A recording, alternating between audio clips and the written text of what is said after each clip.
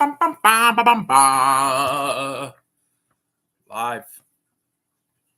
Live at the party. What's this button? Oh, it must be some bullshit. All right, let me send the word. Send the word. I want the Warriors. I want them alive if possible, if not dead.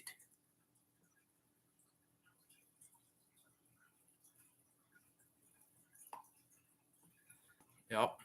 VZ Madness is in the house, first and foremost. How's it going, brother? I'm just sending the word to the Warriors. Send the Warriors. Yeah. Shout out to Danny B. Danny B probably won't be making it tonight because he's working till midnight, which is technically 3 o'clock in the morning for me. Now, I got a fucking huge joint rolled.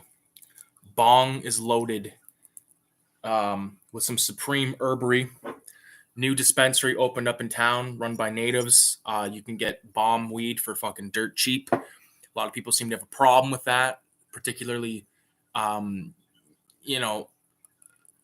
whatever, weasel type fucking people. Like, the only people that get mad at people for buying weed at the dispensaries and the res and shit are people that are no longer getting weed bought from them, Because who's going to spend $60 on a quarter when you can spend $40 on a quarter of usually better dope?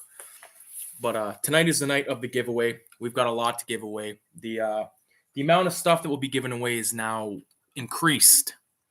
Okay, and we'll get into that in a little bit.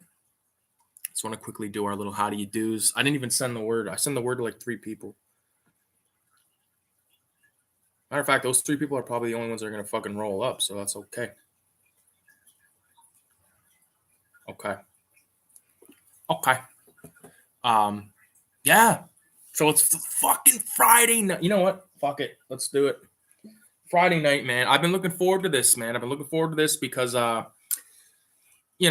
it's something that I wanted to do for a long time, do like a contest and have shit to give away that was like, not just like, maybe buy a fucking movie and then be, I'm going to give this away. Like, no, this is shit that I made, shit that my homies have made, helped make, all that kind of shit. So cheers to everyone involved. We're going to start this off properly, respectfully, and truthfully.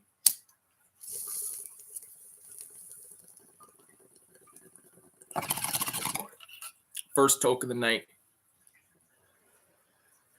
Wow. Oh my God. It smells like fucking cannabis.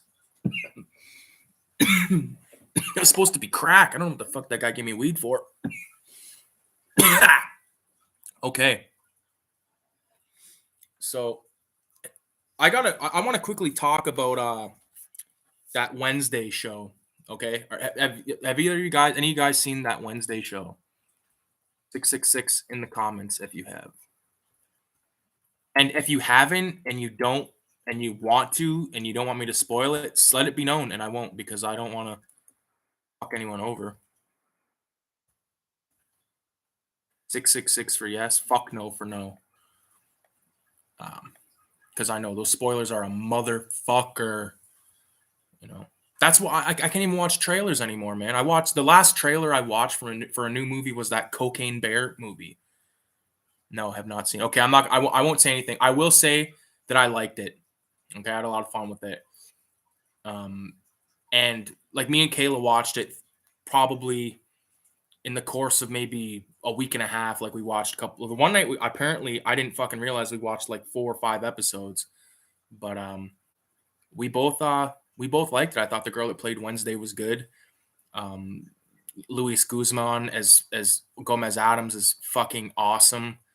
And I'll just leave it at that. I had a good time with it. There was like, me and Kayla kind of thought like it was going to be kind of chock full of that bullshit where it's like, the fucking young, mentally deranged fucking people and all their bullshit. Won't get deep into that, but we were expecting jokes or comments in that variety. There was only one. There was one comment about a gender neutral bathroom. And like, that was it. And then literally when it was said, me and Kayla both went like this, looked at each other. But I'll leave it at that. VZ, I think that you'll like it. I mean, It's not nothing fantastic. It's not gonna fucking. It's not no Sopranos. Okay. For the record, the movie that is playing right now currently is Bad News Bears, and I know that it's kind of late to start this thing, but I get off work at 11 o'clock at night, so we'll check it out after I finish Gangs of London. Never even heard of that.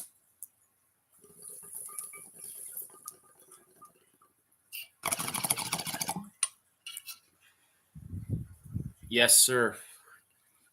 I did watch a few episodes of Peaky Blinders, which I thought was fucking awesome. I love Cillian Murphy, fantastic fucking actor. All right, my favorite movie with him is 28 Days Later, and I love his role in The Heart of the Sea, which is sort of like a popcorn little throwaway film that me and my brother love. Like me and my brother watched that like quite a few times, man. Really love that shit. I love that actor. I think he's really good. You should check it out. Done by the director of the Raid movies. Oh fuck. Who's that? Gareth Evans, or he's like a Welsh guy. I know that. It's crazy that like a Welsh guy makes the Raid and then a Canadian guy makes the Sadness. It's like two different Asian films, completely different genres, but like extreme action. You know what I mean? So I can definitely dig that, man. You know, I would check that out based off that alone. Hey VZ, are you a fan of the Stray Cat Rock films? I'm not sure if he is or not, man. VZ's into a lot of different shit. I like that. Sounds like it might be an anime. I don't know though. Hell yeah, nice. And that's the cool thing about this. I think it's cool that like shit gets brought to it. Like the thing about like the chat, other than the lack of super chats currently in it, uh, people are you know talking shit about movies and having a good time, and that's what I like. I want to build a sense of community here. Fuck off. No. Fucking I think was it VZ Madness or was it someone else? We were talking um I totally lost my train of thought, but Kayla's in the house. What's going on, cutie? Kayla, I will read, even though your questions came in last, I'll read yours first because I know that you gotta crash eventually. And I don't want you to miss that. But I'm not gonna get to the questions just yet. I'm gonna give it a little bit more time and bullshit with these fuckers for a bit. Um I did do something awesome that I think you guys will like. Kayla has seen it. But Radioactive, I think I got the cover of Cinema 187 #2 done. It's an homage cover. Okay, we'll leave it at that for now. I will be showing it eventually tonight. And the thing about like it was when I look back on the Cinema 187 #1, I'm kind of like disappointed in myself by not doing, a full artwork for the cover and just using like the stock or not the stock, but the photo from the Fulci flick, you know. Oh, there it is. Go in order. There you go. Okay. She said so. So miss you by the way, cutes. Now I lost my train of fucking thought. Cunts. Ah. Can anyone tell me what I was just talking about in the chat? Fuck. That fucking bong toke just like fucking ripped me in two. Oh, I got some shit to show. Blah blah blah. Something like that. I don't know. Whatever. We're gonna get into it.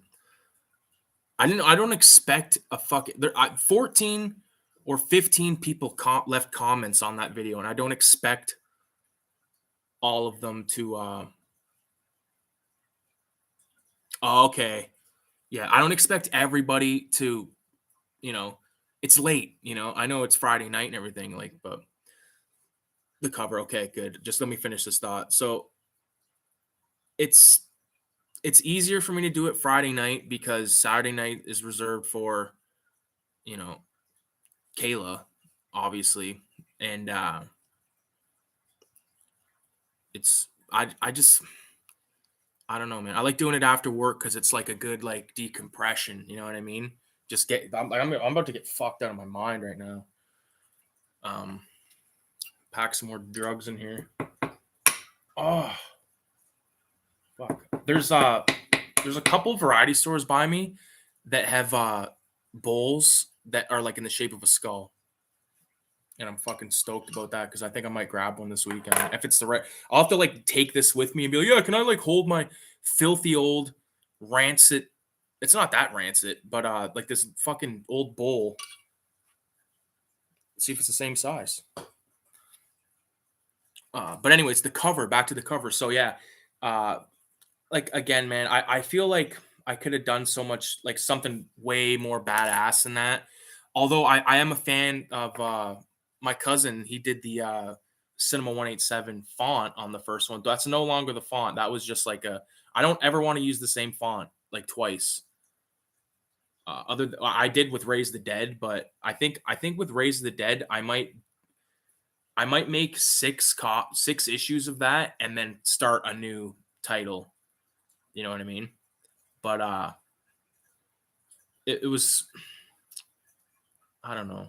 I mean, I liked Cinema 187's cover. Don't get me wrong, but I just feel like it should have been hand drawn, especially when I'm like looking at a lot of other people on Instagram, especially like a lot of their zines. Like, there's some stuff that is just like mind blowing. You know, it's really cool.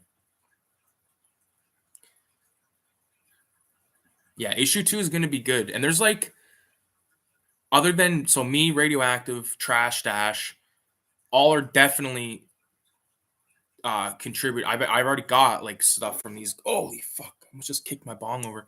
I've already got shit from them. I got stuff drawn already, and I've got people. Retro or Die, show up to Retro or Die, said he wants to write an article for it, and that should be good because he'll be able to bring a different perspective into the zine because he's like a gamer. Like, he fucks with horror and all that kind of shit, but he's more of like a gamer. He likes his horror games, so it'd be cool to get like an article about that from a guy who is really interested by it. I couldn't think of that many good questions, but here's an additional stupid one. Have you ever lit a fart on fire? No. No. I feel like I would fucking burn my. Yeah, I'm not burning my balls for fucking. I've seen motherfuckers do it, not in real life, but I've seen it. Like, I think what Steve-O did it, maybe. I don't know. That's like a fucking. As a random, if someone, like when I was in high school, if someone like just like lit their fart on fire, they'd like because of all of like the fucking people trying to portray themselves as like a hardcore motherfucker. Like, I could see someone getting called a homo. Yeah, well, it looks cool hand drawn, but if you have to build up your chops when taking on an endeavor like a publication, yeah, definitely, man, definitely. And Radioactive, like White Rice, like, oh my god, it's fucking cool. I printed a few copies to fucking, like, I couldn't get it, like, because the way when I do a mini comic, I fold mine in a way different fashion than you do yours. But either way, I'm excited to show that off. And I'm so fucking like, my favorite part of that zine is the back page, like the back cover with like the actual Radioactive blob fuel, and it says like at Cinema 187. Like, that is just dope, man. Because like, remember when we thought of this shit? It was supposed to be, we're gonna make a poster. We're gonna do a poster with everyone's gonna draw Pedro from Dawn of the Dead, and it's gonna be fucking sick. And it turned into that, and like, it took a long time, and I got it right here beside me, so I might as well hold it and check it out. Like this cover is, like you said, it's like a stepping stone, or is that what you called it, a stepping stone, or build up your chops? Well, uh, you know, I love this thing. Literally love everything about it. I just wish I had it done, even if I did that image, but like drawn. I really like this back cover though. That might possibly remain being the back cover because I just think it's funny. Um, it'd be cool to. It would take a long time, but to like hand draw that with like all of like skull. I actually have a sketchbook somewhere that has a drawing that I started a few different times of like a movie theater. Like, you see like the seats, and it's all of my characters from like the movies and like the comics and all that shit. So I'd like to do. I have a fucking massive watercolor sketchbook over there, and I want to get that to use. It's hard to when you're doing this shit by yourself though, like I say to myself, like, oh, I want to get this out. And I'm like, okay, well, I'm not gonna fucking do that today. Like, you know how many times I started to think about drawing a cover page and I was just like, I'll do that later. I'll do that later. But I'm like, if I get the cover page done, like I want to have this book out like by the end of January. And I want to be able to do like at least however many people want to contribute is fine, but I will always be there making it in one way or another, even if it's just myself, but it's a lot of fun. I do like the first cover though. It's pretty sick. This was my first zine. I think I'll do some more. I do like the first cover though. It is pretty sick. That was my first zine. I think I'll do some more. It was pretty fun. I love the cover, man. The little fucking, I don't want to spoil it, but the fast food item looks so fucking cool. I don't want to show it yet because I want to fucking keep bullshit. I'm having a good time. I want to get more baked. There it is. This fucking weed is like pretty goddamn good for $40 a quarter. You cunts down in the States, you got to basically fucking hop fences and go visit some shady fuck to get dope if it's not legal where you're at. Like, I can even imagine. Like, it didn't. The only thing that changed when it became legal was like nothing for me. Because when weed became legal, I was in college, and me and a couple of my buddies, we were always there like every fucking night that we could be there, up late editing and shit. We'd go outside and smoke, and it was fucking. I remember the night that it became legal, we were all outside smoking weed, and then the next day, boom! It's because you could smoke on campus, and then all of a sudden they changed it when dope became legal, which is a joke. Yo, hails from East Coast Canada, Newfoundland. How's it going, bro? Shout out to Gene Paul's Peter. He's out there in Newfoundland. Oh yeah, I was talking about the cover of 187. Well, fuck, man. I appreciate you saying that because, that's like our fucking, it's cool. Like the main ingredient or like the main course in this zine is the radioactive blob fuel comic of Natural Born Killers. And I'm first one to fucking make that statement, man, because I remember he said he was going to make like a little comic or something. And then all of a sudden the fucking guy hands me like 15 pages, 14 pages. There's a 14, it's between 10 and 14 page comic of Natural Born Killers. Like, who the fuck does that? And then like, there's a few other things in here. I can't wait to show. What's good on the East Coast? Punk and heavy metal out on the East. Is dope, what's the dope like out there? The local dope, not that fucking bullshit Canadian government stuff. If you smoke, though. And a couple of beagles. Dogs? Sup, cuz? What's going on, homie? Strictly Crime Drama is in the house. How you doing? We're just talking bullshit right now, man. I did a fucking Q&A / contest on my channel. And everyone that left a comment in the form of like a question in the comments is entered to win a bunch of fucking zines. I think there's 9 zines and there's 20 stickers, which is sickening. I honestly, there's 20 stickers, but I've made way more than fucking 20 stickers over the years. Like I've probably made closer to 40 when you look at it all together. Yeah, man, this is killer. What's going on with everyone? 666 in the comments while I smoke this joint or this bong toke. Some water out of my skull cup. Scully. Molders and Scully. Where's the fucking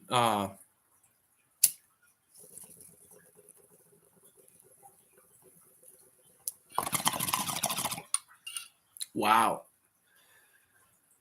It's incredibly intoxicating this substance makes you into a fucking mental patient.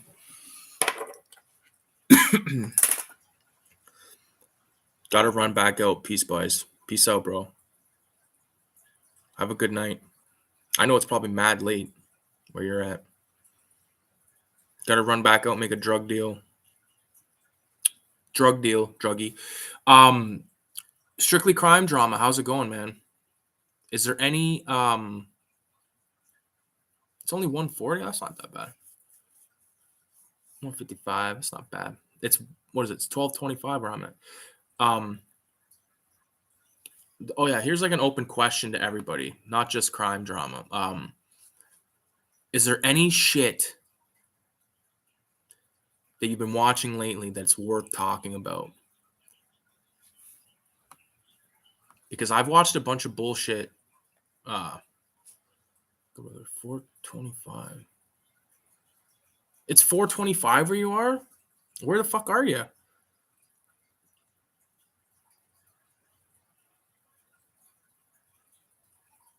Oh fuck! What the fuck? I watched like a bunch of movies last night.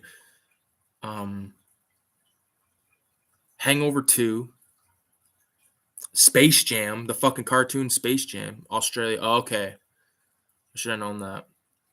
But I watched Space Jam for like actually, I feel like I've watched it like in the last like year or two, but I fucking just watched it randomly last night because I was like, I gotta throw something on that I don't need to pay attention to, but I wouldn't mind listening to. And it's funny to listen to Michael Jordan interact with cartoon characters.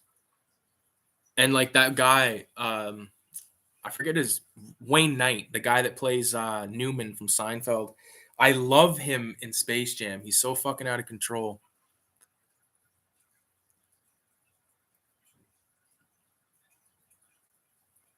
We're going to Eastview, Street Kids Violence, Dream Home, The Exterminator. The Exterminator, is that the I have that. I have that on VHS. And I have a DVD-R of it. There's two of them, right? Two Exterminator films. Those are good fucking movies, man. Right off the bat. When my uncle was the first one to tell me about Exterminator. And he's like, if you blink during the first, like as soon as you turn the movie on, if you blink, you're going to miss something insane. I think that movie starts off with like a fucking explosion, doesn't it? Good flick. He's like he's like buddies with a black dude, and like the black guy gets killed. Like it's been a while. It's probably been since I remember really liking it, but it's just been a good couple of years. Yeah, dude getting turned into hamburger. The first two Home Alone movies, I've watched those recently too, man. Been watching a couple Christmas movies. I love Home Alone 1 and 2. I love Home Alone 2 more. Probably because of like Tim Curry. I think that's like a lot of people's answers to that. I love Tim Curry in that film. I love Rob Schneider. I love the family. I love the uncle. What the fuck's the uncle's name? Whatever his name is, I love him. He's like a cheapskate. Like the part where he goes like, you better not ruin this trip for me. Your dad's paying good money for it. Like he says that to a kid, and then fucking Kevin McAllister, he's like, oh, I wouldn't want to spoil the fun, Mr. Cheapskate, or some shit. Uncle Frank, yeah. Love him as a character. I love when they're doing the play, like they're at that play, and then all hell breaks loose, and you just hear like Frank like laughing. Like I think there's a shot of him laughing, but like you hear him laughing his ass off, and he's always like sleeping and shit. And like even when they're passing the luggage around, like he won't even touch it. You know, he's like, oh, Uncle Frank, this is real crystal. Put it in your purse. Put this in your purse. Like, what a cheap. Everyone knows a cheap cocksucker like that was going to steal fucking cups from a plane. Come on, man. I mean, a lot of people fucking robbed mugs from A&W probably back in the day. Kayla can probably confirm that because she fucking worked there back in the day. But I know people that had those at school. And I didn't have an A&W near me. And I don't know why the fuck you would bring something like that to school. But I've seen it on more than one occasion. Frank is an underrated character. He's one of the best characters in that film. I think the best characters are obviously, um, you know, God damn it, Harry and Marv. Harry and Marv. Love those guys. I like their banter better in the first movie than in the second one. I think they have good banter. Um, because it's like kind of like, Pesci is Pesci, and then you got Daniel Stern, who's like, you know, he's his own dude. I've only seen Daniel Stern in a few other flicks. Like I know he was in Leviathan. He was Six Pack. Hey, you call me fuck was it? The guy had like a girly sounding last name. He's like, you call me that again, I'm gonna pop your tops, all six of them. Love that. Peter Weller, who played RoboCop, was in that film, and so was the fucking Colonel from Rambo. Some other motherfuckers, but yeah, Home Alone 2 or Home Alone 1 had like also, first of all, you know why Home Alone 1 is better? I just changed my mind. Home Alone 1 is better because that fucking stupid old cunt, that rancid fucking pigeon woman that's like can't stop talking about her heart being broken. I don't want my heart to be broken. Well, it's gonna be broken in 10 once I get a hold of it with this fucking razor knife. I hate that character. I like the way that she portrays like this threatening character like from afar, and she's like covering the birds and all that. That's awesome. But once they get up into on top of fucking Carnegie Hall or whatever that shit is, and I've heard all the best music here. It's like, where the fuck, like, so how the fuck did you get up there? There's got to be someone. I don't know, man. How did she get it? I guess she came in through the window, but she's covered in bird shit and like can't stop talking about her heart being broken. No, I wouldn't be fucking listen to that for 10 fucking seconds, let alone be her friend. I love the traps. Traps are better, in my opinion, in the second one. My favorite one being the one that is like most painful is definitely like the paint cans that come over and then that big weighted bar and they fly down in the basement. Love that. But I think me and Kayla were, because we were fucking high as hell when we watched this movie. When the thing comes down the stairs, the tool chest, he's like, that was the sound of a tool chest falling down the stairs. Is fucking both their noses are all fucked. God damn.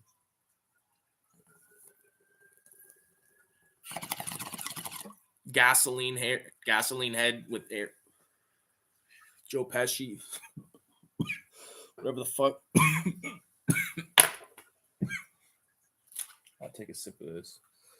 I'm guilty again. If Kayla's still in the chat, this is the last week that I will be drinking pop for a long time. It's just a fucking medium. I'm trying to stop drinking pop, but I'm addicted, and I can admit it right now. I'll admit it to you guys. I have water on the side, but I mean, I don't know what the fuck possessed me to start. Like, they put a fucking pop machine at work, so I like cannot have change in my car or on me or anything, because I'll fucking go upstairs and buy pop. But the pop machine's out of order. I'm like, I hope it fucking stays out of order, because I don't need that shit tempting me. And I don't leave I always have my wallet with me, and if I don't have cash, then I'm fine. But I always have fucking cash, which is my weakness. Also, another part of Home Alone 1 that I really love, like the heart part. Okay, so we talked about the heart part with the broken heart old fucking whore. But in the first one, the story of this, old man that like killed his family and like fucking salts the neighborhood, his story I think is way better, right? Because it's in the second one, it's like, oh, you should just go make friends, people will like you. But in the first one, it's like, no, I had a fucking fight with my son and now I don't get to see my grandkids or my son. You know what I mean? And I think that's way more of a heavy thing than having your heart broken if you can't see your fucking kids, man, like, and your grandkids, man, like, fuck. Yeah, it's hard at work, especially if you're tired. Getting electrocuted from the water tap is still funny. You're fucking right, it is. Love that shit. I think Richie used to really love that fucking part. I like the old man. Old better. Yeah, I like that old man better too, man. I like his story, and I like how he's like this scary guy, and like the story behind it's like, yeah, he killed his family and all that shit. And when they're in the church part, like I really like that moment. I think that's it. We've talked like on the we've talked about movies with heart. That part has heart, and the end of Home Alone when you see the fucking old man who's probably just on his own, got no like his wife's passed or whatever the fuck, no one around and stuff, and gets treated like a monster basically by the neighborhood fucking kids. Uh to see him, reunite with his family, I think is like a way better fucking ending than him going out and giving her that fucking turtle dove. How fucking whack was that? Take the turtle dove. If that shit was in a store, that those turtle doves, like, if they were on the counter like that, like, let's say it's in a fucking top shelf toy fucking store, those things are like fucking like $22.99 a piece. He's not just gonna hand it to that kid. And also, let me ask you guys this: what the fuck is that thing that Kevin buys? It's like a dragon, and I even sent this to my brother. We talk about this a lot. Not like fucking every time we hang out, but I mean, like, we talk about this shit. Let me see if I can't find it real quick. Right here. See, I have the screenshot right here. What is this thing? Shit, unplug that. What is that supposed to be? But that's what he buys. What the fuck did he buy? And then the other hand is his talk boy. Yeah, my cousin had one of those. I had like a little mini one. Like, it was, I don't know if it was like a keychain or what the fuck it was, but I remember having something like that. Yeah, Buzz telling that story. Looks like a Mighty Max. I don't know what that is, man. A Mighty Max? Now I gotta look it up.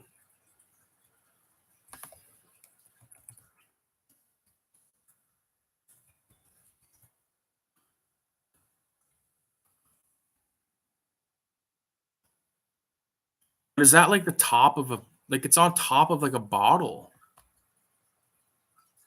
I don't know what the fuck. These Mighty Max things look kind of fucking sweet, to be honest with you. Oh man, I like this like bat head guy. That's cool. I like that type of shit. Like if or that mummy head thing.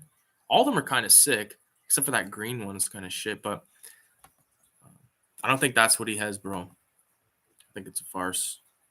I had a Mighty Max. That must have been like a fucking American, fucking Australian thing, because I never heard of that shit. You guys fucking ever heard of Littlest Hobo?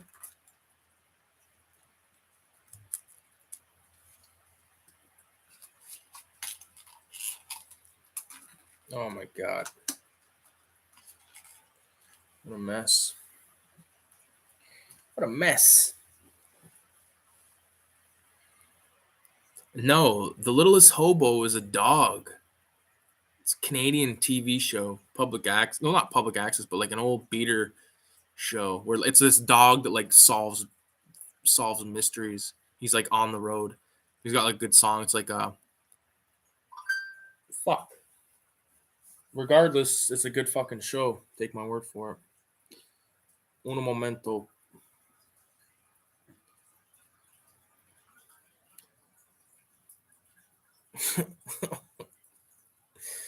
Wow.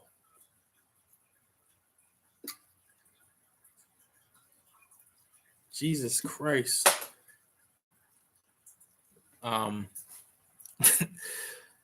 Yeah, how the fuck haven't you seen that shit, motherfucker? Let's just continue this dope intake.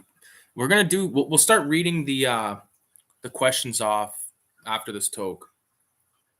Or maybe, yeah, we'll do it after this toke.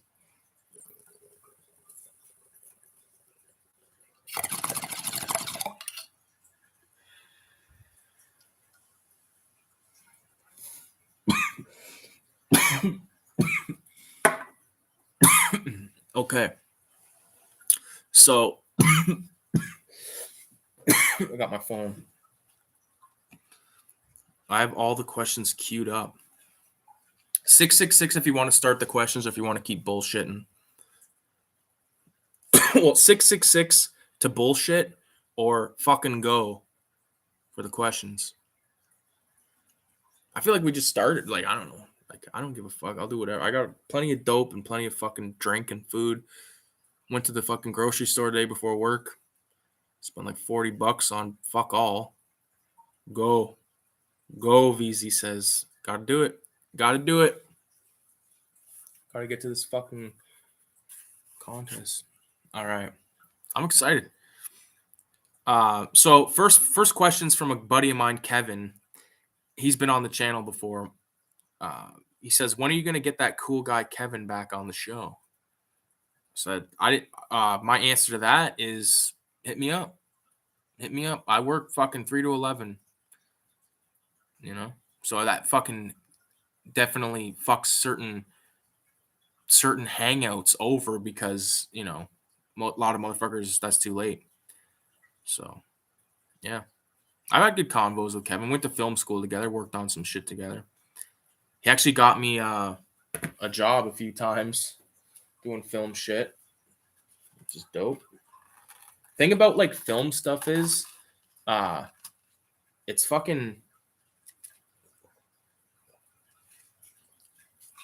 I wouldn't say it's hard to come by, but it's hard to come by.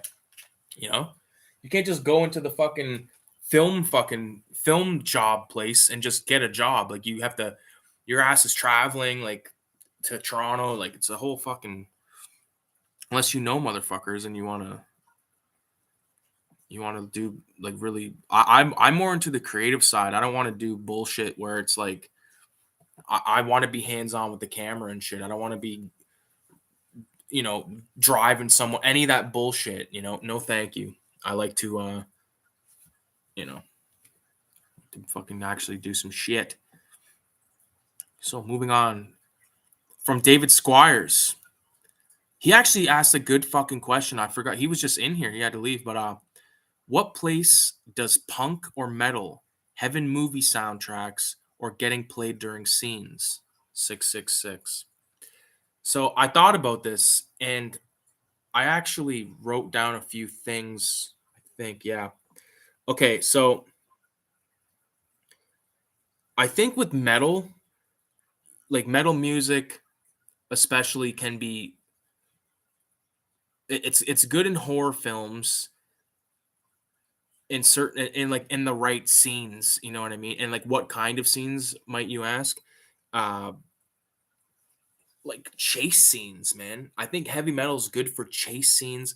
It's good for the kill scenes, unless you want to hear like the knife going in and out or like the gunshot blowing them all to shit. But heavy metal is definitely. I wrote down a few movies here. Like Goodfellas has a song right at the end, the Sid Vicious song, which is cool, and that's like a punk song, obviously. And then SLC Punk, that is a movie chop full of fucking punk music, and like that is a really good fucking movie. I really highly recommend checking out SLC Punk.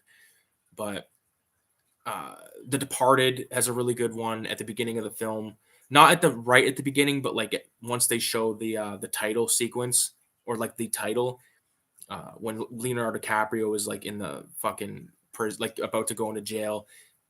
Shipping out to Boston starts playing, and I think that's a really good like kind of punky song. Green Room is another one that has a lot of really good punk musical cues and stuff like that, or and like metal kind of shit. Airheads is a movie that is its main opening title sequence has like a Motorhead song, Born to Raise Hell, which I love. Heavy Metal, the movie Heavy Metal, the animated film is fucking great. But what I think he meant by it, I don't think he just meant like list movies of that have heavy metal, or like he's asking like a legitimate question, like what scenes fit when there's like banging happening, heavy metal and fucking sex go hand in hand, so you could pretty much, if you're making a film and there's a sex scene or like a hot chick is like coming into the play, heavy metal is gonna like marry well with it, so would rap, like 90s rap. Like I've been listening to a lot of Smith and Wesson, like a lot, man. Like love those guys. it's hard to say. Like chase scenes, like I said, sex scenes are good for the heavy metal. Um, I love a good creative opening title, but like with like the thing with horror films is though, you don't usually get like a song. You're just getting like the score. So it's kind of a pretty tough fucking question. Like when I think about it now, uh, I don't think you'd want to have I guess it depends on what kind of movie you're making, because like to put an actual song in the film, I think that's sort of like reserved for like montage sequences. You know what I'm saying? I really enjoy instrumental when I'm listening to, or when I'm watching a film. I don't really need to have like people punking out or whatever. Like I don't mind. I don't mind like the when they do that shit. Dead recliners in the house. What's going on, bro? How are you? I'm just reading these fucking questions. Like this one that I'm reading right now is fucking. It's a doozy. It's not a doozy, but in a bad way. It's like a fucking head scratcher. Take a look at like the Rob Zombie films, though. He's got metal in there all throughout, like songs and shit, and like it's fucking hardcore insanity. Um, yeah, I think if you have like a good, like, imagine if you took like fuck, that was a bad example. You know, I really hope that I answered some type of answer there, because that was just like a.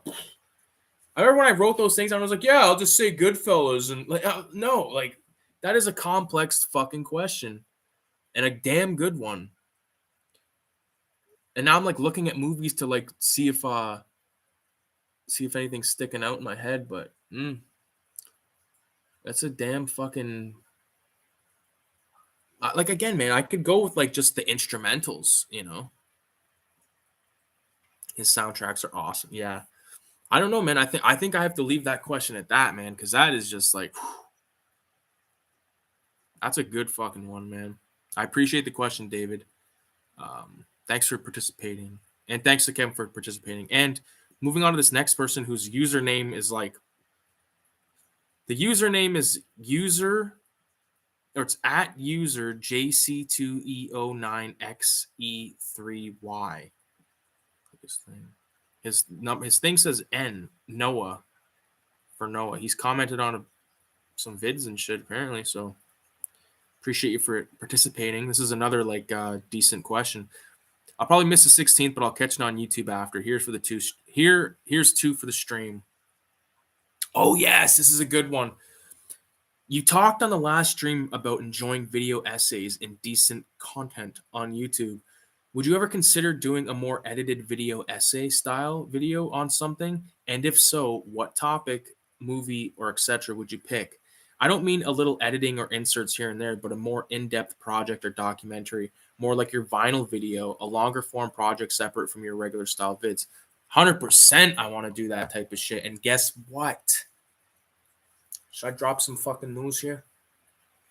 There's going to be a spiritual sequel to the vinyl documentary coming out early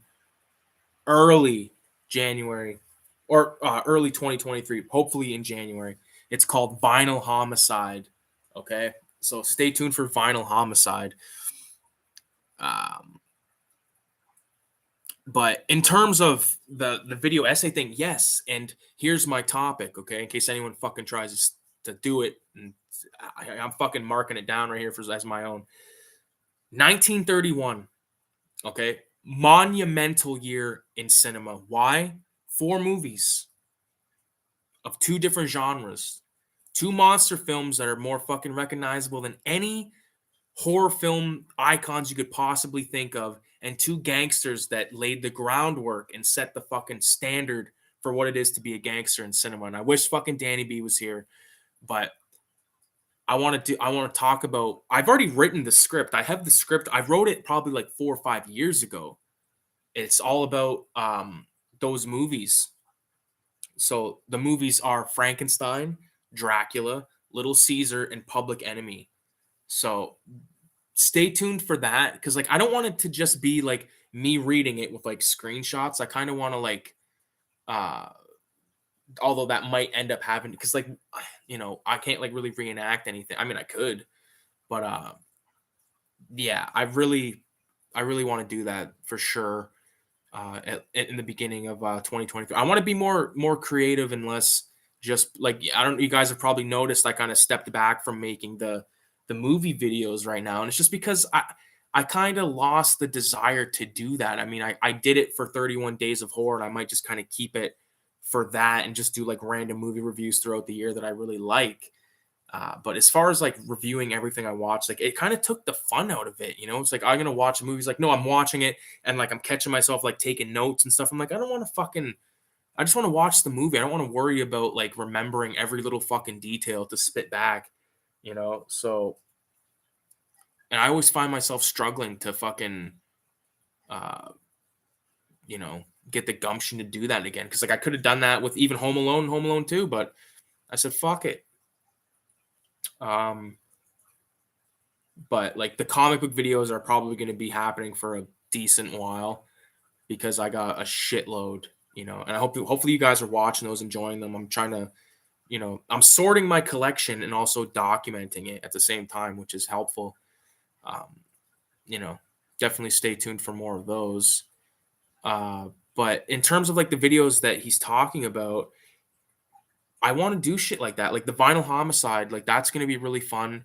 It's going to be good because like I shot that a couple of months ago, and I've just been sitting on the footage because like work's been fucking quick, like a lot, and like the snow hasn't hit us yet.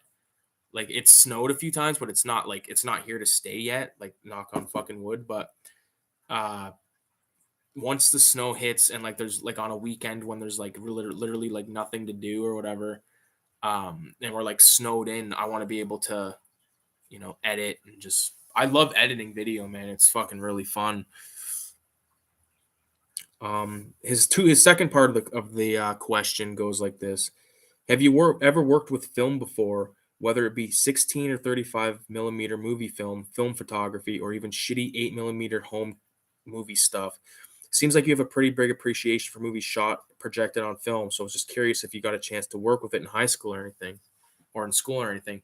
The answer is I have never worked with any of that material. The only times I've ever worked with actual like any kind of photography film that was like on film, if you count like Polaroids, like that type of shit, or like those disposable cameras, that's it. I haven't personally worked with 16 millimeter, 8 millimeter, 35 millimeter, any of that shit. I've only ever shot on digital just because at the school, like I went to fucking film school for 2 years, graduated and all that bullshit. um and if you took the next like the postgraduate course, which was advanced filmmaking, you made a documentary, I believe, on 16 mil. But the problem with that is you don't just get to make. Everyone doesn't make their own documentary like it should be. You guys like form crews and like all this stuff. Like the problem I had with film school was like I think that they were overestimating the amount of people that you need when you're filming like a fucking short. Like they always seemed like they needed like 10 50 like 10 people, or like they would form groups of like 3 or 5, and then like all their friends would come, and it was like always this thing, and like no, every film I've ever made, like the ones that I shot and all, like I've shot uh all of them except for 2 3, which the third one would have been physically impossible because I'm in the fucking thing, but all of those movies, it was me, like the ones that I didn't have a crew with, like from school. It was me doing the camera, doing the lighting, doing the blocking, doing every fucking thing. And it was my brother doing the acting, my dad doing the acting, and Kayla doing the makeup. And that was it. Every film that so Spiral Scratch, three people. Old Man, 3 people. The Wallet, 3 people. Well, 4, because Kayla obviously did the makeup. But I mean, like 4 fucking people for those films. And I find it hilarious when I see these short fucking film things where it's like all like the credits, there's like 50 people. It's like, holy fuck, like are you needed that many motherfuckers? Like I don't know.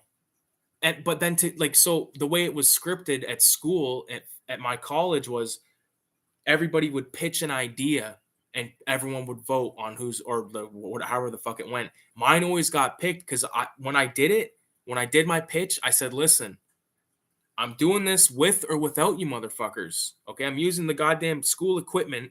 So, here's what it is. I've got the storyboards right here. I've got the locations locked. I've got the actors locked. I've got the makeup fucking locked. I got everything on fucking board here. And then you see these other fucking goons and they're fucking I don't want to like talk total shit, but there was a few times where I was assigned some useless fucking twits into my crew. All right. One specifically not recording audio when their job was record audio. You're gonna do audio, okay? Okay, how you if you're gonna like this is the thing. No one rented shit out and practice with it. Like we were always doing bullshit.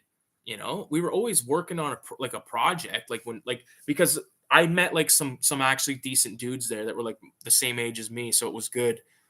And we'd all get baked together. So those are the guys that we would have entered the last day of smoking on campus with, whatever. But, uh, you know, but so we all picked, mine got picked.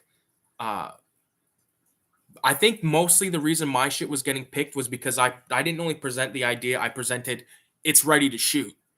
You know what I mean? Like it's going to shoot. I'm doing it, or, in hindsight, I should have just done it on my own. But, I'm okay with the past and all that shit and excited for the future. But because I do want to do I want to do at least 2 films in 2023 because there's no fucking reason why I shouldn't procrastinate a lot when it comes to editing because I'm like it's like I'm saving it up. It's like, oh yeah, I'm gonna edit that video. Not tonight. I'll fucking wait, and it's like, no, dude, just fucking edit it and then you can do another one because I love shooting it too. And my brother will tell you, it's not a film until Paradis is sweating. Okay, and that's because I'm fucking hold my breath after every fucking shot. I'm holding my breath, man. Like all, I'm not saying my films are like on par with fucking, Laurence Olivier and fucking, I don't make movies that are like, Citizen Kane. I make movies that are like movies that I would like to watch. Okay, because every film that I make, like those short films, it's like a clip out of a film, like out of a film universe I have in my own head. You know what I mean? Because like it's insane. I gotta put it on paper, like the setting, like the city, like make a map. Because I have all these fucking ideas in my head, but it's like I got these rhymes in my head. I think that was from Hustle and Flow, which is a really good fucking movie. If you haven't seen Hustle and Flow, you're missing out. It's good even if you don't like rap music.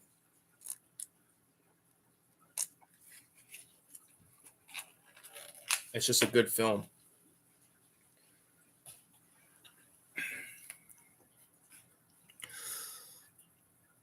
Are you guys into this, man? 666 in the comments if this is all good, man.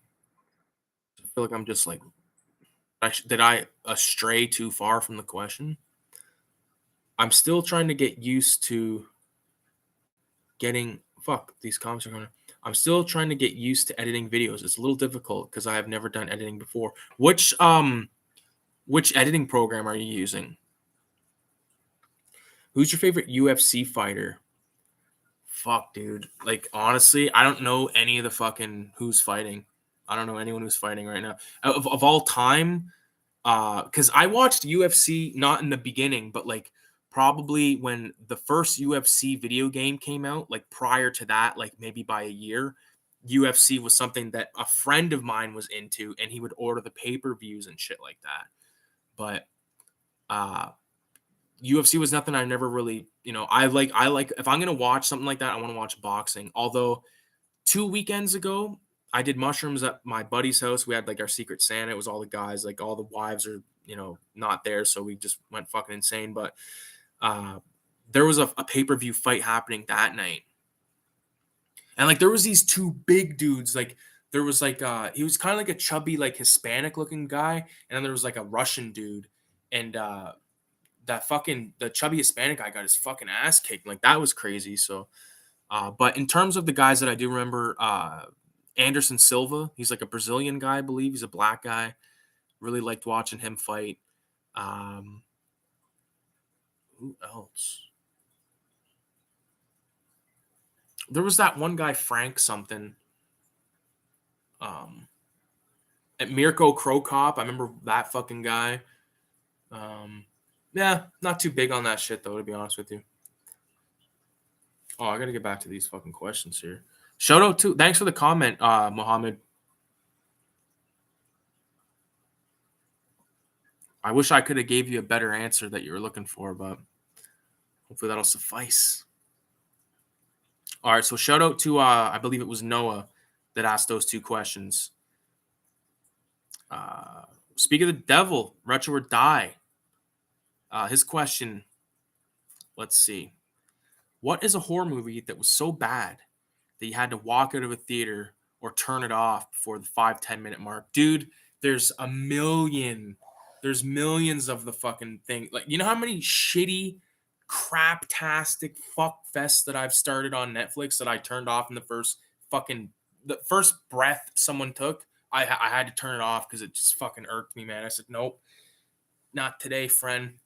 Especially like if it starts and it's like one of those generic fucking just like Netflix horror film, and it's like they're fucking moving into a new house, and it's like, oh my god, like, and you never like this is shout out to Mike Foltz of the Cinephiles. Cinephiles was a TV show, or excuse me, like a public access show back in like the late aughts, and they would talk all this bullshit, but it was a really good show, and there's episodes still available on YouTube. But Mike Foltz once said, "What happened to nudity in films?" He's like, "What happened to breasts and ass?" And he's like, and he goes, not just women. He's like men too, and all this shit. He's like, I want to see some nudity. It's like it's true. You never see nudity in like you might see tits, but you're not seeing like, you know. One thing they fucking eliminated was the sex scene, like the typical sex scene. Like me and my dad we have a phrase for sex scenes in films. Like we just go such a night, but we say it like this, such a night, because in the movie Colors with Robert Duvall and fucking Sean Penn, and it's amazing film. The sex scene is this. It's like the entire length of a song. And the song, it just goes, such a night. Like, dude, it was ridiculous. But even still to this day, like, if I'm watching a movie with old man and fucking, a sex, I don't watch many movies with old men that involve sex scenes, but you get the idea. But yeah, okay, so back to the question. I've never once left a theater because of the quality of a film. I usually always stuck it out at a theater because I paid for the fucking thing. But for sure with movies, like I couldn't even begin. I don't have any, like all those shitty Netflix films. I don't fucking know the names of them, man. I can't give you a name, really. And I can't look to my shelf because if I had something that was so god awful it couldn't be watched, I wouldn't watch it. I wouldn't want it in my collection. Like my collection is very well tailored right now. It's a little disorganized, but everything on here is stuff that I want to watch again and again. So leave it at that. Best horror villain / hero. Fuck. Okay, so my favorite horror hero, and I feel like what you mean by that is like I think you're like the same word for one thing. So like my favorite, fuck. Honestly, right? Like Reagan from The Exorcist. I love The Exorcist. It's one of my favorite fucking films, but definitely her. She's a contender. Wow.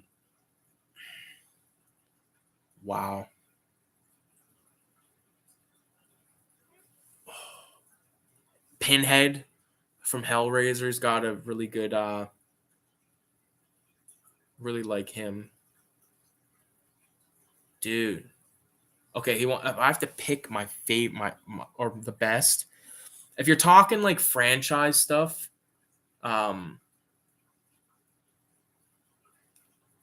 No, I think I will stick with Exorcist. I think the Reagan as like Pazuzu, like the devil, like I'm the devil. Now kindly undo these straps. Love that shit. Fuck. Like I wouldn't consider like Peter from Dawn of the Dead as a horror hero, or maybe I would. Peter from Dawn of the Dead could be one of them.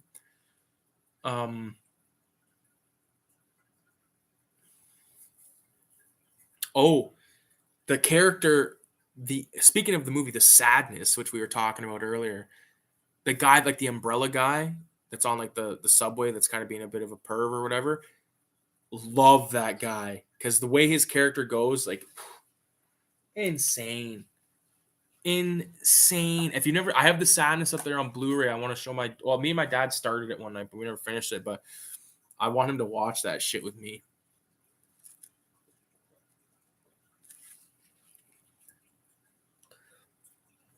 I'm like looking at my shelf right now. Oh, no, I don't know where it is on the shelf, which is puzzling. Give me one moment here. I'm just having a panic attack. You gotta be fucking kidding me. Where is that shit? Okay. That's gonna drive me up a fucking wall if I don't find it. Just give me 1 second.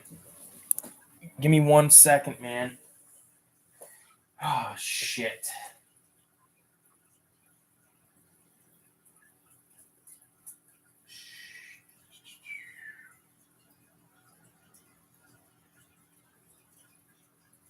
Oh, there it is.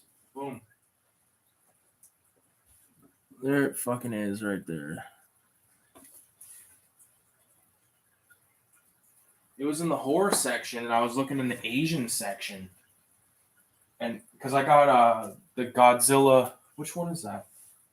The Godzilla from like the one with the kid from Kick Ass. And I have Shin Gojira on Blu-ray, and I thought that one of those was it. VSDC video editor. It's the free version.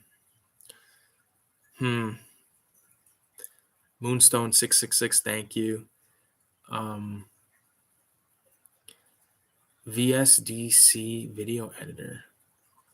See, I've never even heard of that. Like I went from Windows Movie Maker when I was younger straight to Premiere and never looked back and wouldn't use any other editing system than Premiere. 100%. What I would recommend though is just check out a bunch of fucking videos, tutorials. Like I'm sure that there's like I'm sure there's videos on it, and the free version, dude. Like if you want to do it, pay if it's like $15, whatever the fuck, pay the $15 and try it for a month. And if you're like, dude, this is bullshit or whatever the fuck, or get fucking Premiere, man. Try Premiere. There's tons of tutorials on Premiere. Tons. There's a website called Fiverr. I believe it's called Fiverr, and you can pay people to fucking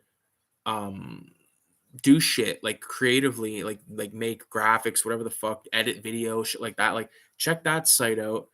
And that's depending if you want to put actual cash into it.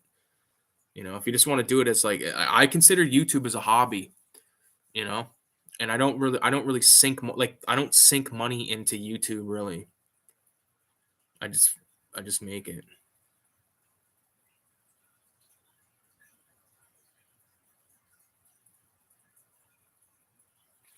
VSDC.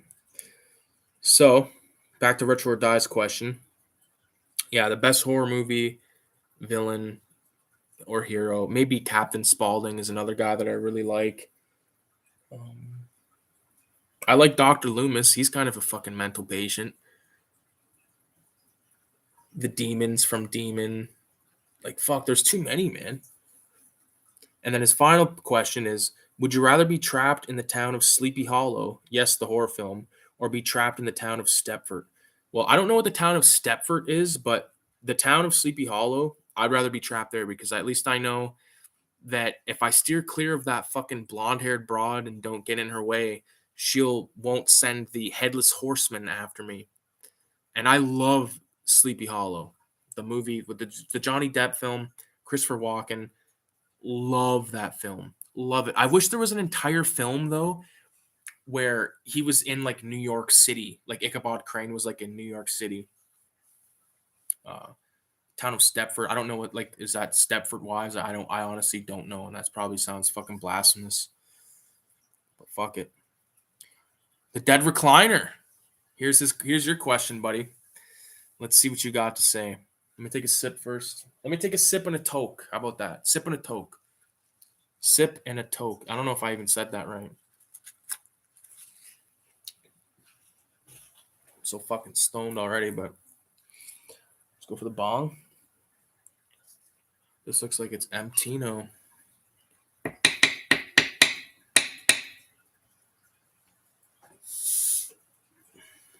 All right.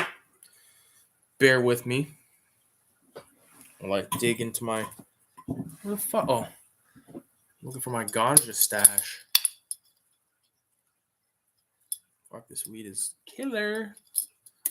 Tastes good and it gets you fucked up. That's what you want. Holy fuck. Oh. You win some, you lose some.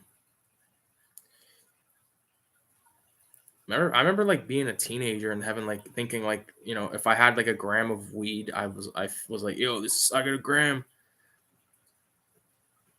Now, at this point, I've spent more money on spilt liquor from one side of the world to the next than you've smoked in your entire life. Or I probably just butchered that, but it's a Ric Flair quote. I kind of have an obsession with these old, like these videos that are submerging of like Macho Man Randy Savage and fucking Ric Flair and stuff. Like there's that one where Ric Flair says a thing about spilt liquor, and he's like, there's another one where he goes, you know, he's the Rolex wearing, diamond ring wearing, like all that bullshit he says. I just love, and like the thing was when I was a kid and I watched wrestling, and I stopped watching wrestling after the WrestleMania. The last time I remember watching wrestling was right when John Cena came into the picture, and I think they changed it to WWE. And you know, I was a fan of The Rock. My cousin was a fan of Stone Cold. I think they were fucking off. But Ric Flair was like he was in the picture. I remember watching Ric Flair fucking fights. But I remember, you know, I watched the Dudley Boys and like all this type of bullshit, Scotty 2 Hotty, and not a wrestling guy, but I know a lot of people love it, so that's awesome. Old school Ric Flair was so good. Love his shit. Yeah. So, Dead Recliner's question will be answered in about 10 seconds. Well, probably 30 because I'm going to cough my ass off.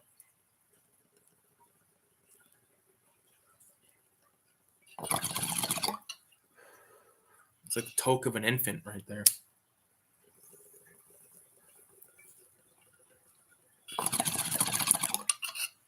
Oh my God.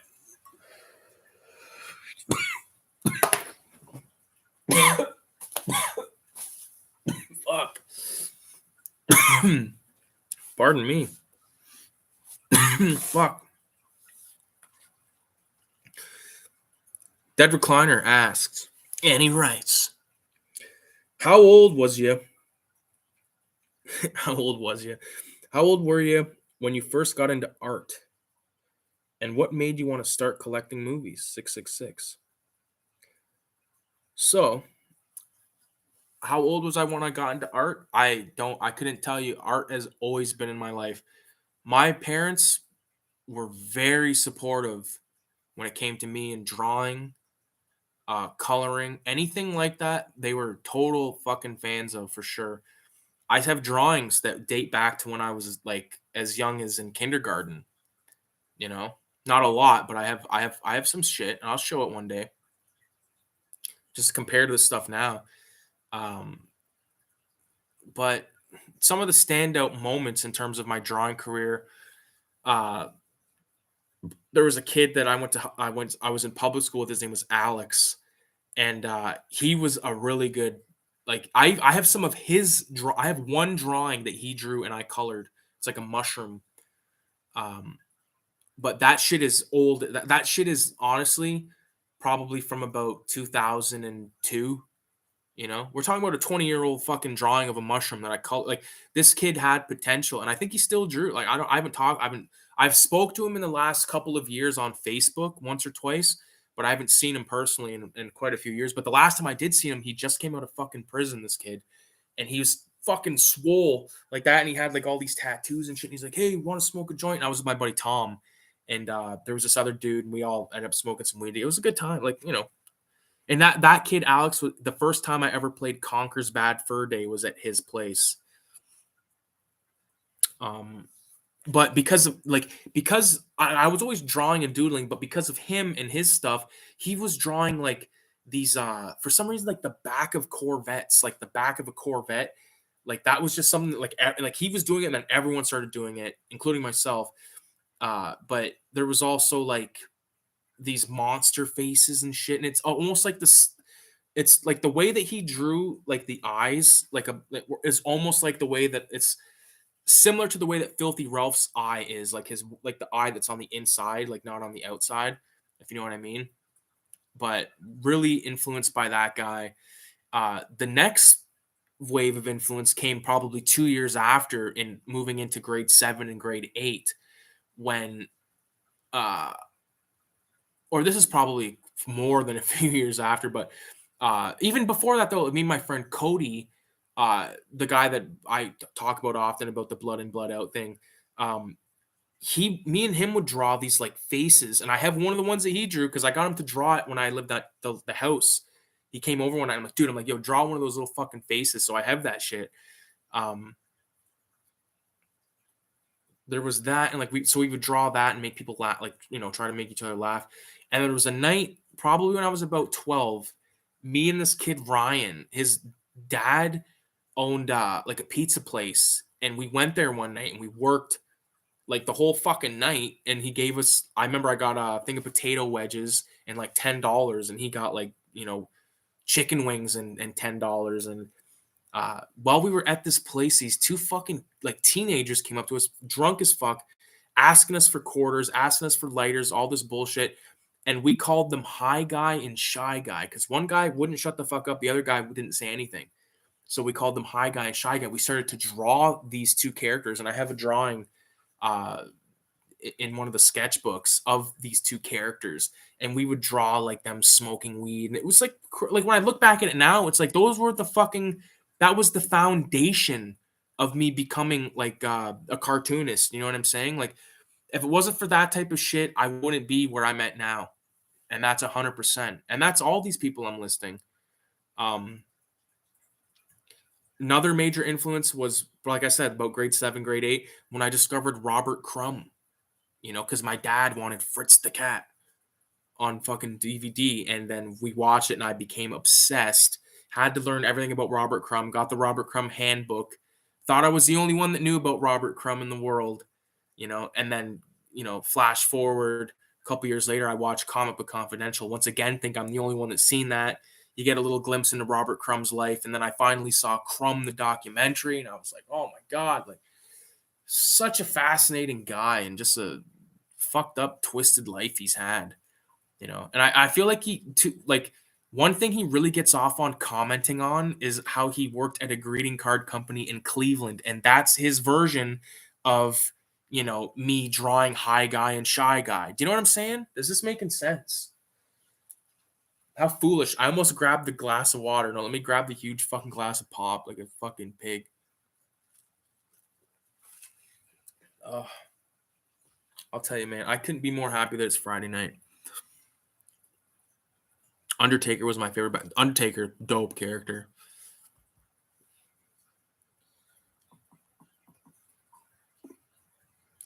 Get back to them. What made you want to start collecting movies? Dead Recliner asks. My dad collect records, collects records, collected movies now, and then gave me his collection, and now he's collecting again, and he's got a solid fucking collection. Because a lot of the stuff that I have on DVD that I had on tape, I gave him the tapes, and because he doesn't have internet, because he's a savage, he's got cable, and he's always like, oh fucking cable. I'm like, dude, like he'll never get internet though. I'll guarantee you he won't, man. But like, no. Same with my Uncle Mike. That guy will never get internet. He's out of his fucking tree. Oh, before I forgot. There's two other influences involving the art thing. So, my cousin got me back into art, and I owe a lot of the last couple of years. I owe a lot to my cousin because we bonded again over after years over graffiti. Do you know what I mean? Um, my cousin Anthony, we'll say that. I don't do graffiti anymore, but that was a big thing. And then another person I owe is Kayla, because she's the one that got me to draw that tape, like that fucking twisted up like melty tape. That tape looks like it drank some radioactive blob fuel. But because I remember I was like, what should I draw? She was like, draw a scary tape, and I drew it, and that was like the first time I did the stippling shit, and that was probably the first drawing that I did with microns.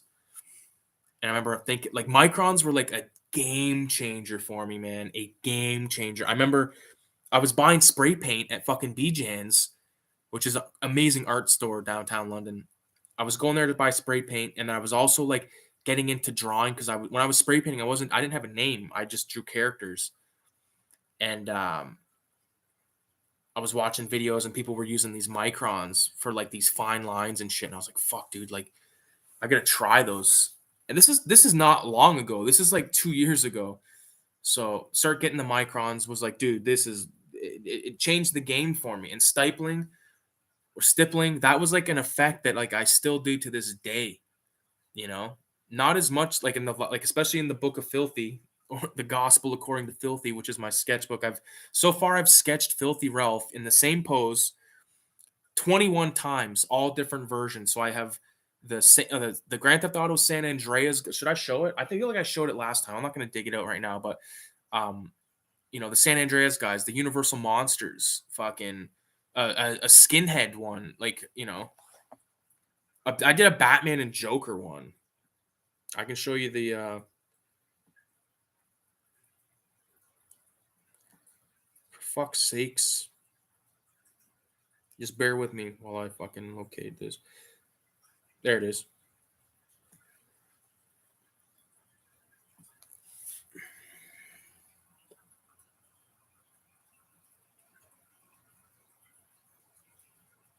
Batman and the Joker, Ralph. The Joker one, I'm kind of disappointed with the hair, but whatever. This one's good. This is the red sheet. So it's like a demon Ralph, red lace Ralph, and then like could have been a contender Ralph.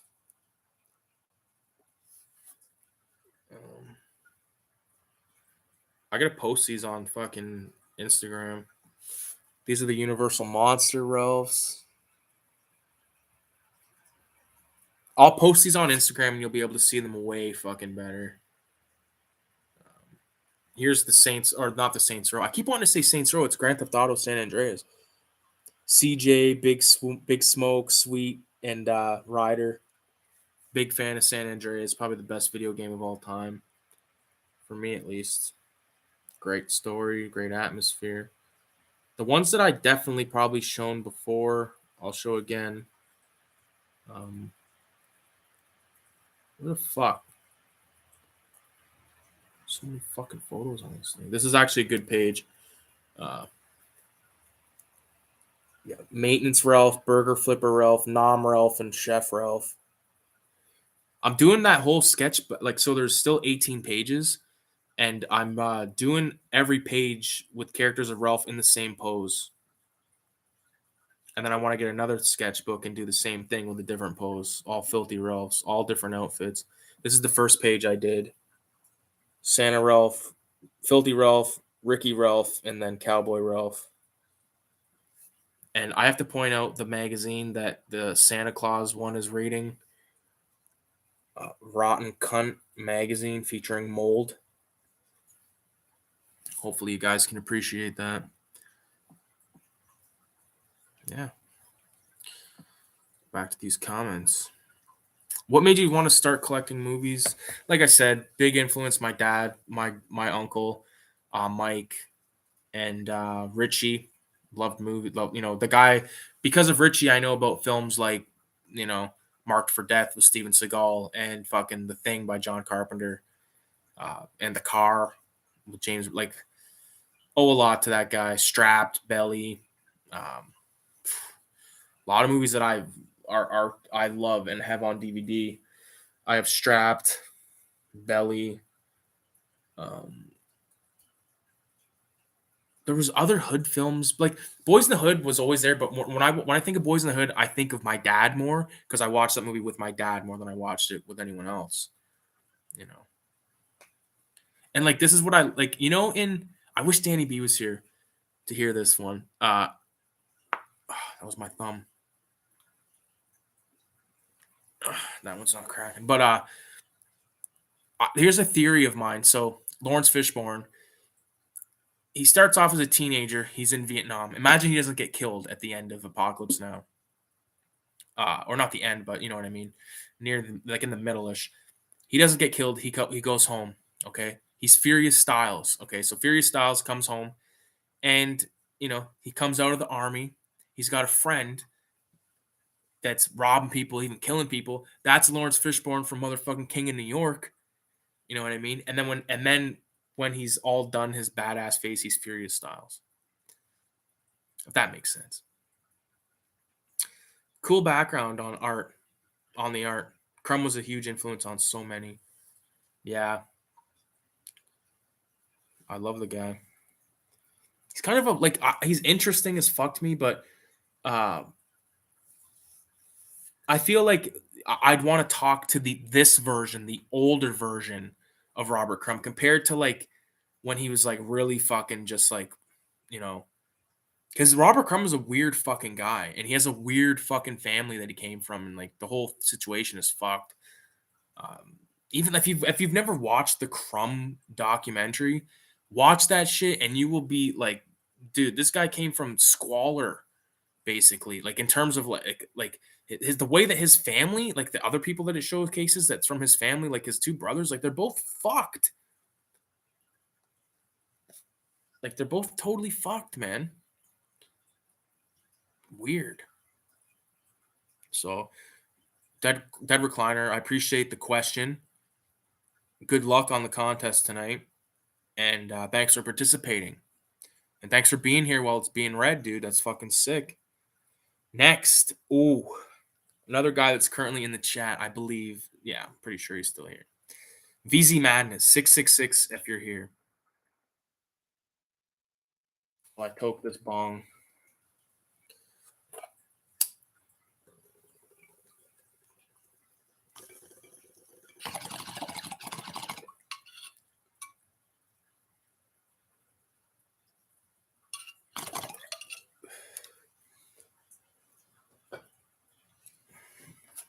Always here. Fucking always here. Appreciate that. Here's VZ Madness's question. 666. Besides horror, what would be your favorite film genre? I would, besides horror, probably, I guess what you might consider drama, maybe. I don't know. It's like, because that's like the one that like encompasses, like, okay, so a movie like Training Day, what kind of movie is that? A cop film, I guess, a drama film, right? So I like movies like Training Day, movies like Death Wish, which what is like? Would you call the first? What would you call Death Wish one? I wouldn't call it a horror film. Maybe I would call it a drama film because it's pretty fucking dramatic and traumatic what happens in it. But it's when I say drama, I think that there's a negative connotation there, if you know what I'm saying. Where it's like, oh, you talking about like a fucking homo movie, or something. You know what I'm saying? Like No, drama's a good drama or action. I watch decent amount of action. Maybe um hmm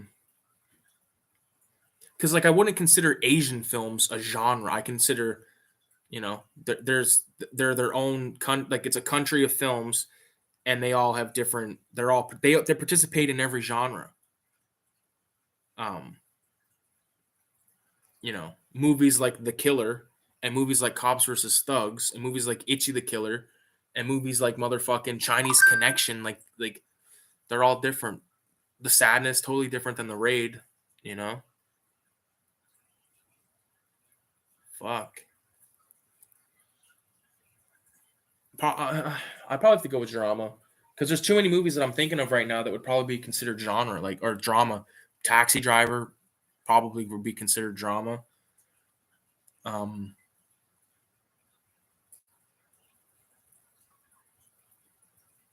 fuck, dude, that's a.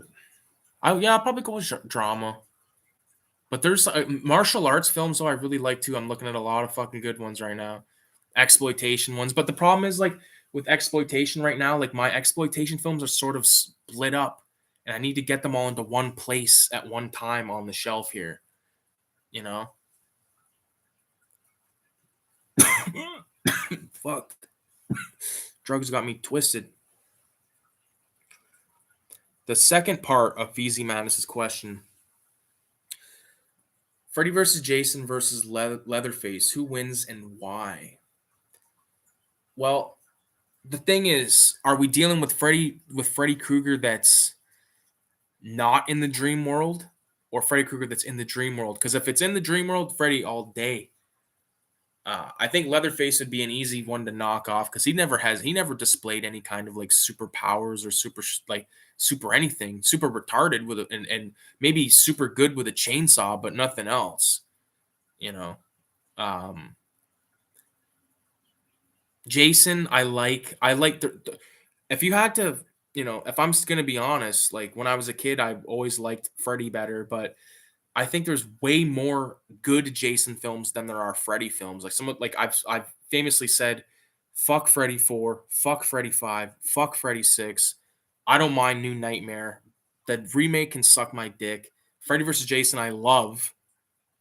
Um, yeah, I'm gonna have to go with Freddy because if he's the dream one because he's very crafty. He can kill you in your sleep. You don't really have a chance.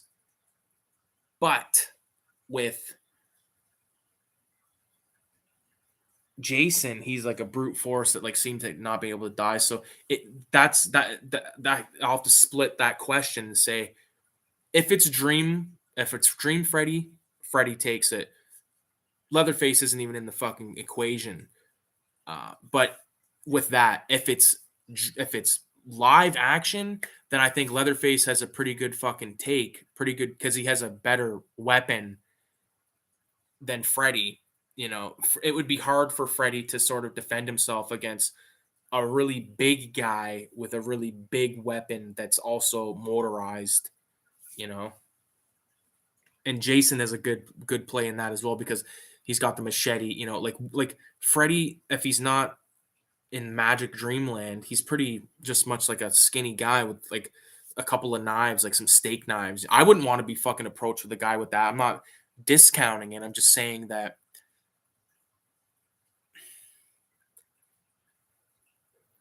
yeah, I'm going with that. I hope that fucking suffices. I have to agree. Oh fuck, I'm missing some comments here. Just give me 1 minute. I seen the comments coming in, but I didn't want to cut the question. Let me go back. I'm gonna just read off VZ Madness's questions right here real quick. They're about what he was talking about. He has to agree. Freddy and Dreamworld would win. Yeah. Okay. Agreed. Did you like Andy Kaufman?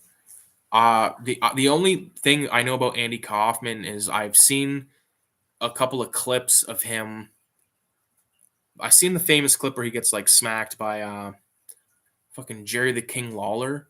This is how I know Jerry the King Lawler because he used to be When I was watching wrestling back in the day, another wrestling fucking reference, he was one of the announcers, and he'd be like, he's gonna grab a chair. Like he had like this weird voice. And then that JR guy, he's just like a fucking like drunken hillbilly. And he's like, for the love of God. Like he's broken in half. Like, yeah, motherfucker just fell off the fucking roof, off the fucking the trestles in the fucking ceiling or whatever. He's cooked. They're always like shocked when someone I'm surprised more motherfuckers haven't. That's how you know they're professionals. Because I would bet money that more people have passed away that are in an amateur setting than compared to professional in terms of like WWE being probably, I don't know if that's still the golden standard. I know there's a lot of wrestling things, but yeah, I don't know. I don't know how the fuck I got to that from Andy Kaufman. Oh yeah, because he slaps that motherfucker. And the movie with Jim Carrey I've seen, I think, but I could be wrong. I could be thinking of something else. It's hard to call at times between exploitation and drama. Like, is the character study like combat shock, exploitation, or drama? I don't know. I've call it drama, dude. We call it exploitation. I think exploitation is just sort of slang for that flavor of film, or from that time, from that era. From certain eras, they have that flavor, and we just all kind of call it exploitation. And to me, that's fine. I look at a movie like Pink Flamingos, I call that exploitation. You know, I look at movies like um Texas Chainsaw Massacre, like that's an exploitation film. Uh, any of the black exploitation stuff, like but it's also a drama. Coffee is a drama, dude. Uh, we're gonna talk about coffee again in a little bit. I can't wait to show you guys something sick.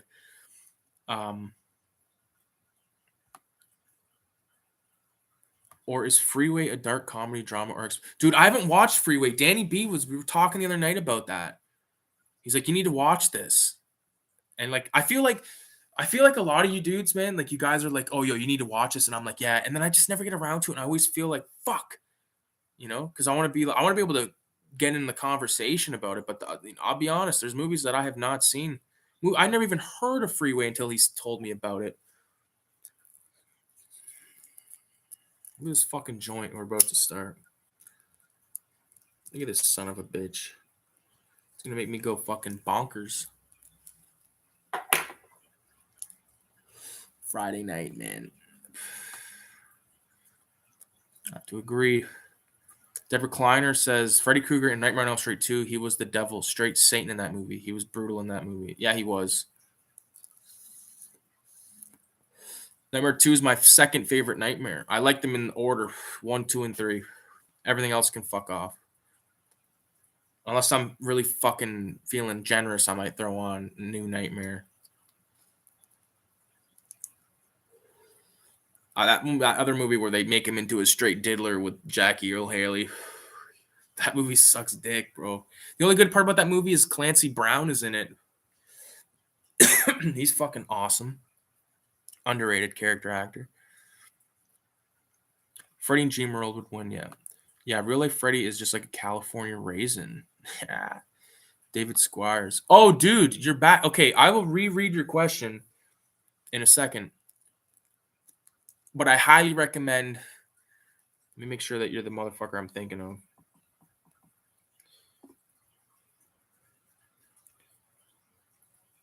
Yeah, definitely go back and watch the reading of the question if you want. I'm not gonna reread it right now, dude. Just go back and watch it. Trust me, that you asked a good question. Okay. So, oh yeah, I was reading these questions. Combat Shock, one of my favorites. Yeah, dude. Combat Shock is awesome. Got that shit from the Trauma table. The only Trauma stuff that I own currently is Combat Shock. Even though that's not a Trauma film, they just distributed it. Whatever the fuck. I got that. I got God damn it. What the fuck's the name of that? Class of Nukem High. I got it autographed by motherfucking Uncle Lloyd. No, I don't have that. I have Toxic Avenger signed by Lloyd Kaufman. But everything else, I don't give a fuck. I couldn't get into some of that shit. It was too silly for me. Nothing wrong with silly, but it wasn't for me. A lot of the Trauma shit's not for me. Although they do have some good effects and shit, but there's just, I don't know. I'm not saying I'm better than it. I'm just saying it's not for me. So thanks for coming back there, David. Hopefully whatever the fuck you went and did was worth missing the question of the lifetime or the answering of it. I gotta relight this joint because it went out. Yeah.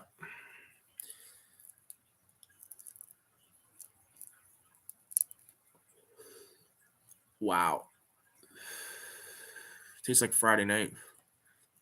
But what's what's belly button candy? It's fucking gross. Make me vomit.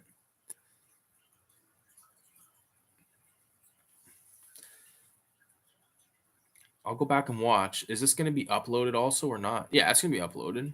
It's gonna once it's done, it's gonna be you can watch it on YouTube on the channel. There's a playlist. I know I don't really plug the playlists that I've made, but I have playlists for shit like for all the comic book videos, movie talk, the short films. If you guys are interested in watching the short films that I've created, go on the channel and give them a gander.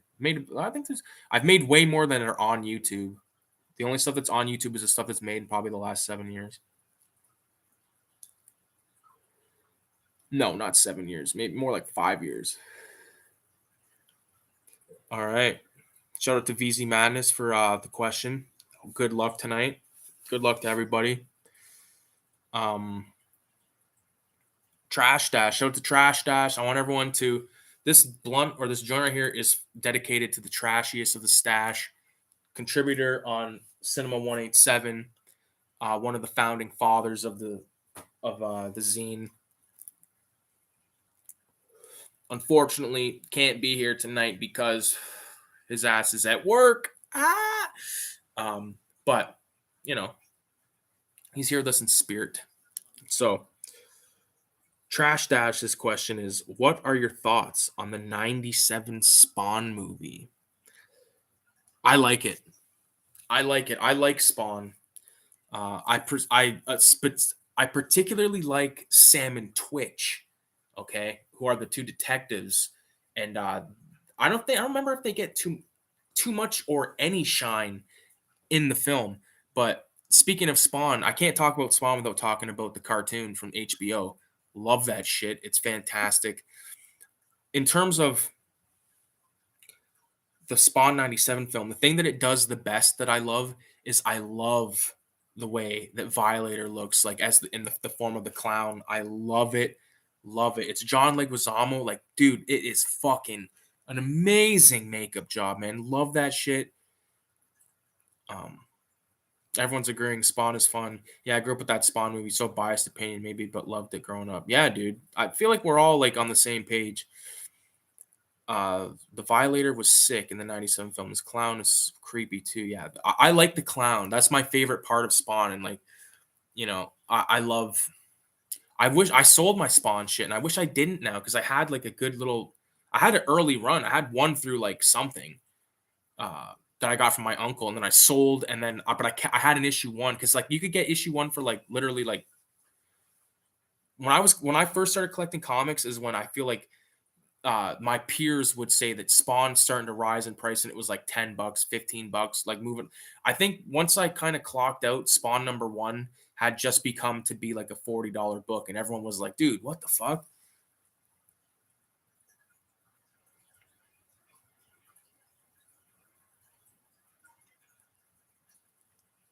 Saw Spawn in the cinema for birthday with my father when I was a young boy. Yeah, and it's movies like that you see with someone significant that embroidered themselves onto your fucking memory. And when you watch that film, you're watching the film, but you're reliving the first time you watched it and who you watched it with. There's movies I have like that. Movies like Dawn of the Dead with my dad. Like there's Omega Man. Like the thing with like my dad, like if I had to describe him in 2 films, Omega Man, Dawn of the Dead, 100%, 100%, or Last Man on Earth with Vincent. Like the dude loves his films, and I watched all these movies with him, and like when I watch them, I think of my dad when I'm watching them, and I think of the films that I with Richie, you know, and even with like when I was a kid, two films I watched with my grandma, three films I'll say: King Kong, uh, Godfather #1, and Scarface. I watched Scarface with my grandma, and yeah, whenever I watch Scarface, I think of my grandma. She bought me two Scarface action figures. Like, I wish I still had those, man. So stupid, some of this shit. Like, that's why I don't like pitching shit. Like, unless, like I said, like the last purge I did, I only pitched shit or like gave stuff to my dad, like stuff that I had on DVD. So I don't feel like I'm losing the shit. I don't have the ability to not watch it again. You know, like I had copies of like The Blob on VHS. I'm like, dude, like from the 80s. And I'm like, oh man, like, here, do you want this? He's like, yeah. Like, I would just hand him bags of movies and be like, Joe. And I'd be like, dude, I think you probably want these. He's like, fuck yeah.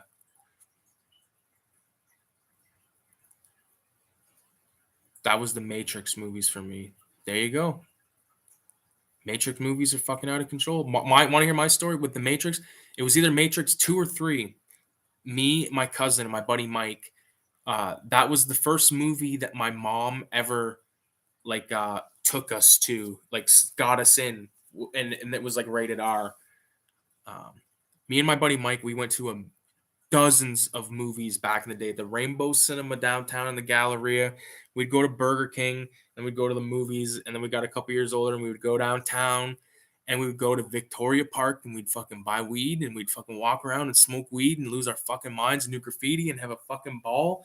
And yeah, so Richie would pick us up downtown at the same spot for years. And even when when my brother, like my brother's always my friend. I consider him like, you know, he's my dad and my brother are, and my buddy Mike, like those are like my best friends. And you know, the fuck was I getting at?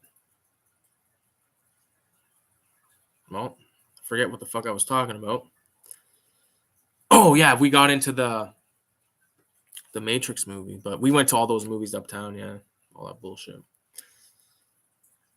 I feel like we watched Dickie Roberts like 3 or 4 times in the theater. Scarface is my. Oh wait, you like The Crow? I think I heard they're remaking that movie. I've actually never watched it. I have it. What do I have it on? Maybe tape. I don't fucking know. I think I have it on tape.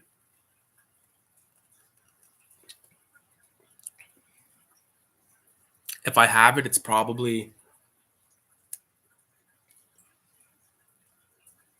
it's got to be in a tote. I like know I know I have that shit.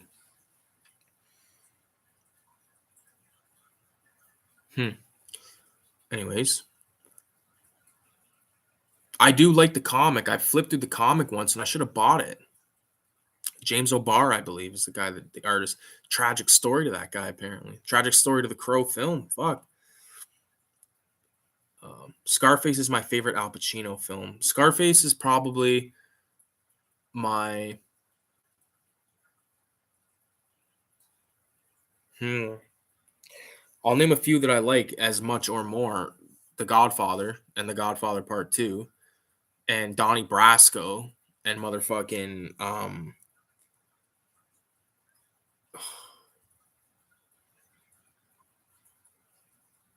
Cruising is a really good one with Al Pacino. Like there's better Al Pacino there's better Al Pacino performances, but to me there's not a better Al Pacino movie than Scarface because I think Al Pacino in uh Donnie Brasco is fucking awesome. I don't know. Maybe I could be eating my own words here. I love Scarface. Trust me, believe me. I'm not above getting a Scarface like related tattoo in my style, of course. But because I've tattooed myself 4 times, technically 6 and technically 7 because I have some shit on my stomach as well that I did. But I'm currently uh building like these like tattoo sleeves on my legs, I guess you want to call that. Like, but it's all stuff that I'm doing. And the next tattoos I get like on my body, like up here and shit, are only stuff that I've drawn myself because I don't want to get someone else's art. And I'll go to my friend and she'll do it because she knows I want it to be like she did that exact how the drawing. Like if we put that up right up to the drawing, it's exact, and I love it. The Warriors, Friday, Steven Seagal movies, Chucky movies are the movies that make me think about my father. Those are like good fucking movies. So I get it. Friday's really good. Friday's a good movie. It's a good father-son film because at the they have like the whole, father-son moment where he's like, what the fuck's he say to him? He's like, uh, are you a man with it or man are you a man without that? And he's like, or he goes, you think you're a man with that? And he goes, I'm a man without it. And like they have like that fight and like, use your fists and all that shit. And it's like Friday's a solid film. Again, movies with heart that were also good movies. And like what happened? I'll tell you what happened. Fucking Hollywood just fucking is nothing but a butt pirate. We got to watch exploitation films to feel our fucking needs and desires. Yeah. Shout out to VZ. David Squires. I used to love going to my buddy's house when we were younger, and his parents didn't care that we smoked weed. Same boat with me. We would just get glued and not have a care in the world, watch movies in his basement. Dude, same, bro. It was fun. It's a different time. And it's like that quote. I never watched The Office, but I always see like these memes and shit. And there's like the guy from The Hangover, and he says, I wish we knew we were in the good old times when it was the good old times or whatever. I wish we knew when they were the good old days. Like, that's like a real fucking statement right there. That Chainsaw Massacre thing's crooked as a cunt. But yeah, love that shit. Movies have a different type of nostalgia almost. They do because, like I said, they put you in that. Like when I watch Austin Powers, I still remember being a little kid in my mom's friend's basement with her sons and my cousin, and we watched Austin Powers for the first time ever. And like, but the thing is with Austin Powers to me was a joke because even at that young age when Austin Powers came out, and it might have been Austin Powers 2, whatever the fuck, was already watching movies like Clockwork Orange and all these fucking things. This is no exaggeration. Like, I'm telling you, my dad would let me watch whatever the fuck I wanted. And it was like Clockwork Orange, we didn't call Clockwork Orange. And to this day, he still calls it Bad Alex. He says, oh, fuck, I watched Bad Alex the other night. You know what I mean? And like, I know exactly what he means because that's what we called Clockwork Orange because he was a bad kid and his name was Alex. Bad Alex. You know? I should do a fucking Clockwork Orange zine called Bad Alex, or do a Filthy Ralph as the Clockwork Orange fucks. But yeah, I remember watching Clockwork Orange with some buddies like later on in life, and I was really drunk or really stoned, and it was the first time I ever felt like um, I I was like, oh, I was gonna get sick because of the whatever I was probably either on way too much fucking weed or like I fucking drank way. I'm not a drinker, and I never did anything other than weed and hash and mushrooms, so I never like dabbled.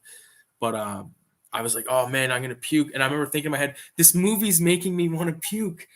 And it was Clockwork Orange, and I was like, oh, this is horrible. I was like, this is why fucking people wanted this movie banned and all that shit, because it's gonna make me puke.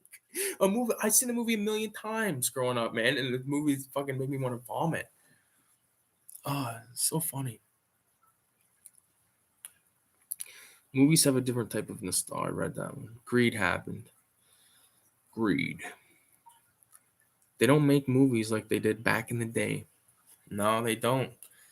They definitely do not. That recliner. Vince. I'm going to call you Vince, bro. That's your name, so why don't I call it? It's because Dead Recliner is the name that's in my face. VZ Madness is be right back. All right. I'm going to send an emoji into the chat. Into the chat. This next potential predator goes by the screen name. I don't know. he had a graphic conversation with someone who identified as a 90-year-old woman. And then it goes to the chat, and it's like a voiceover. And it's like hey, and it's like a little girl voice. She's like, hi. And it's like, do you like to play with yourself? And then, I don't know. And he's like, will you send me pictures? And the girl, like, shout out to whoever did those voices, because they couldn't. There's not enough King Midas's silver to pay me to motherfucking read that and not laugh every time. Because like, there's one where he like, the guy says, I'm going to bring ice cream, and the girl goes, Ben and Jerry's Funky Monkey. Like, my piss would boil. You can call me Vince. Fuck yeah. Did anybody else watch those To Catch a Predator shows? Like with Chris Hansen? Chris Hansen. I'm standing here in a kitchen in Riverdale, California. No, Riverside. I'm standing in a kitchen in Riverside, California. We're about to capture some predator. Like, and it's so fucking crazy. It's like, what are these? First of all, these people are pieces of shit. They deserve to be in prison for life, murdered, all that. Give them the fucking axe, all that bullshit. But it's a comedy show. It's a comedy show. If you get baked out of your mind and you watch it, and you just watch it for Chris Hansen, and you watch this motherfucker because like you're on his side, right? So like you get like,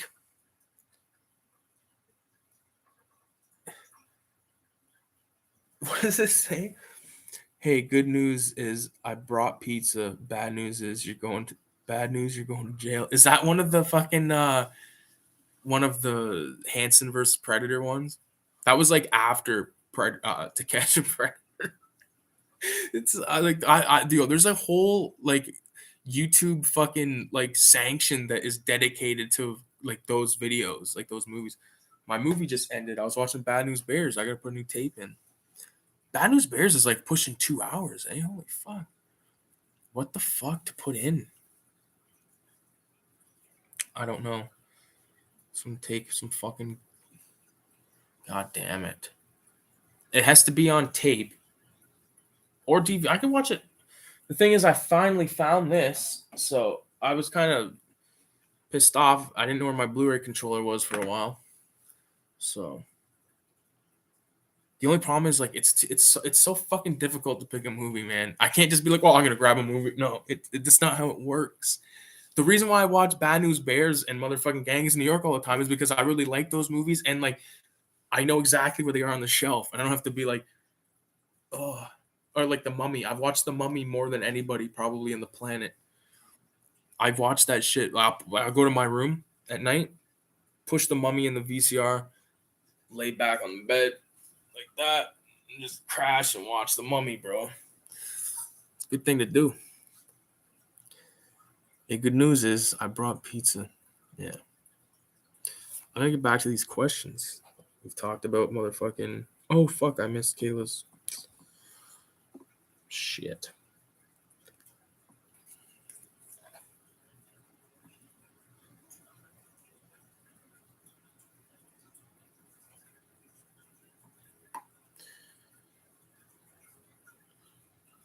The old motherfucking Ricky from Videohomicide is in love. Yeah. Oh fuck! I was reading the questions and I just like totally neglected what I was doing. So, I believe the last one we read was Trash Dashes. Next is by Gory Goblin. So Gory Goblin asks, "Have you always collected?" And the answer to that is yes.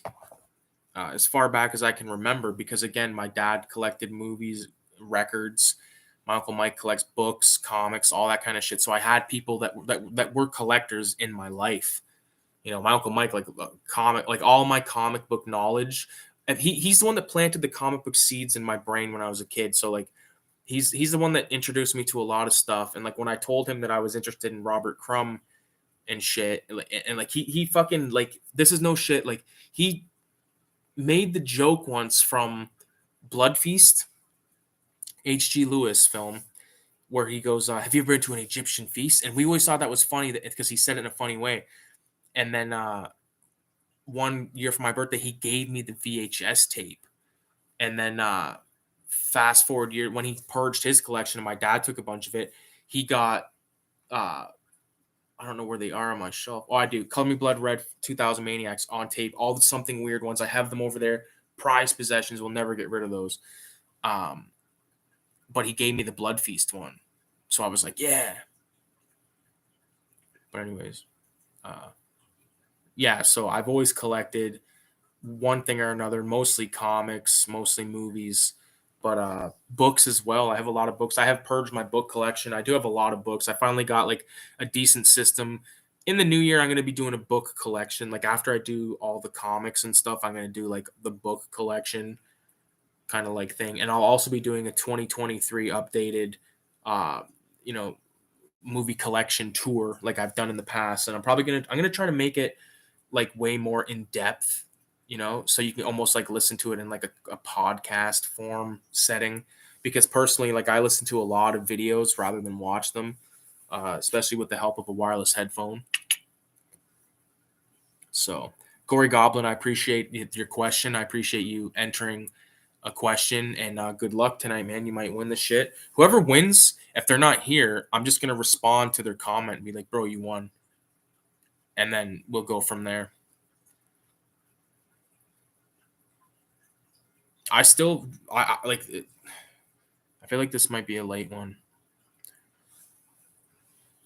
Well, I'm sure some of you guys might not give a fuck, whatever. It's because I still have to do the draw. I just totally forgot. I'm getting totally fucked up on marijuana. A good news. Oh, read that one. Alien Covenant. I've already watched the movie 100 times. I enjoy it so much. That's good that you enjoy it, man. And that's good because I've watched movies hundreds of times too. I gotta put a movie in the fucking player right now before we go any further.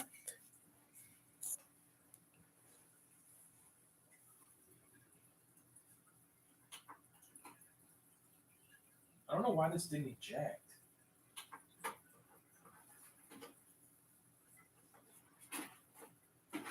Oh, look, I'm a piece of shit.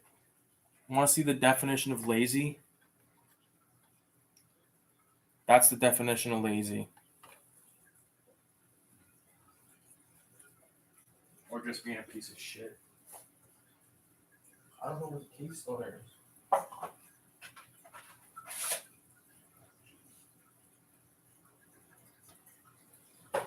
Oh, fuck. Well,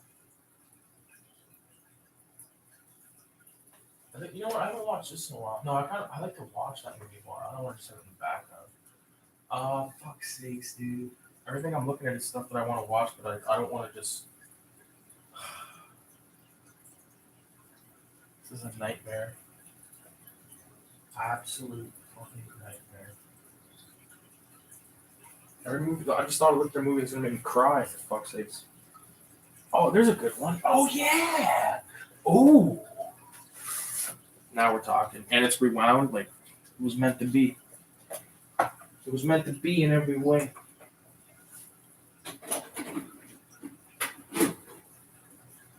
Fucking snowing. Let it fucking snow. I don't give a fuck. I don't gotta shovel shit. Fucking let it fucking go. Let it snow. I just hope that everyone drives safe. Everyone.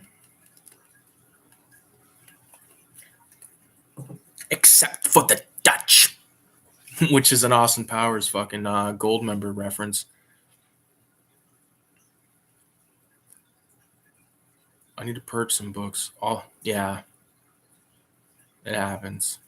I'll try to stay awake. Back in a little bit. Right on radio. That scene where the alien rips out of that guy's back at the beginning of the movie is so brutal. Looks like it hurt.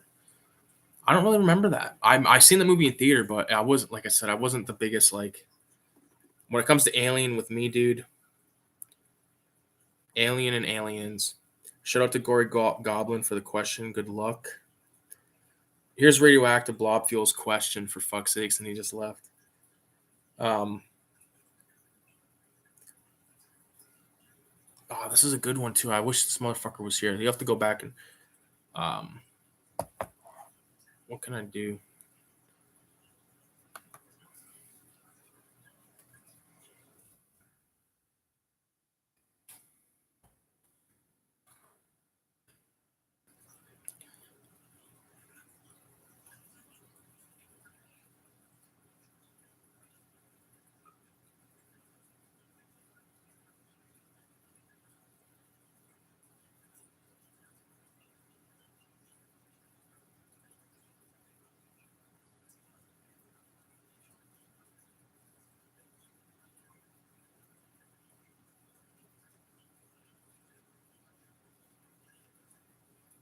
Okay.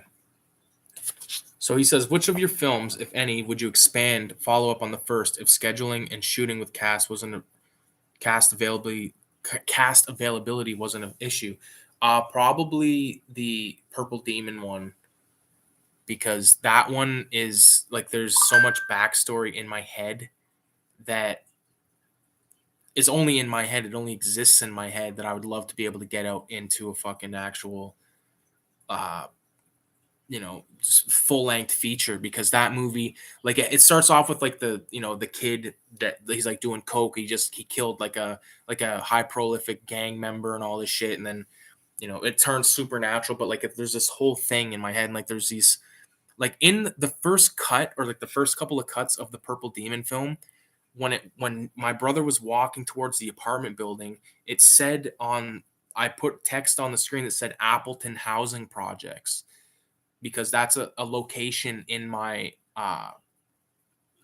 universe, cinematic, or my the universe for my creations, or whatever the fuck you want to call it.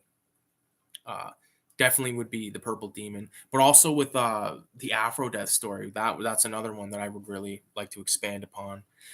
There's like the movie The Wallet, I'm satisfied with. I've had some people like tell me like random shit that I don't know if they were trying to irk me or whatever, but I don't give a fuck. Like I like the way that movie is. I like how it's a story. The story that we were trying to tell was told. You know what I mean? And that's what I like about when I watch it. I'm like, yeah, this is exactly what I envisioned and what my dad envisioned, because he wrote the story of The Wallet. Old Man, same thing. Old Man was like supposed to be like my giallo, you know what I mean? Because that's the way, that's what I was trying to get at, you know what I mean? Like all these movies, some of them are supernatural, some of them aren't. I was trying to, I don't know. I had,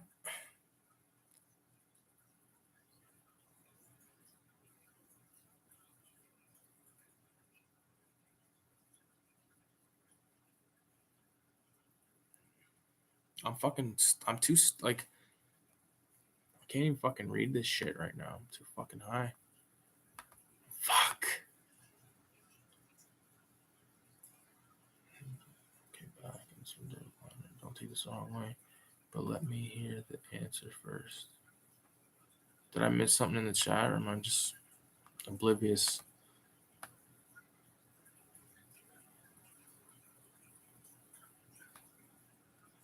Yeah, but I if I had like if they were like, here's fucking unlimited money. Here's unlimited money. You know what? I would take the Purple Demon idea, make that, and not do a sequel to it. But it would like because all my movies, my dad, my brother, those like the guys that like I think of, when I make these movies, and like I know they're always down to do it. So like it's like I consider my brother as Afro Death, this character we created back in 2012, and then my dad as like Old Man, which is what we call him. Like everybody calls my dad Old Man. That's why they all say Rick Paradis Sr. or Old Man, and even Old Man starring Old Man, like whatever the fuck. Uh, it's I remember one night I was like doing like the math, and I was like, okay, to get all the equipment that I would need, or that I would like to have, because I would make do with what I have. But if I had carte blanche, I could probably get away with uh, 10 grand on equipment, and that's including camera, lenses, all that bullshit, lights, all that stuff. Uh, and like, because I already have tripods, I have sliders, like that kind of shit. Like, don't really need that. Maybe an electronic timer slider that is like, you know what I mean? You can set it so it moves at a certain distance, very slow. So you can do like these crazy time lapse shots and stuff like that. And I think it would be cool to do like some shit with one of those. I have a slider, but I mean it's fucking, you know, what can you say?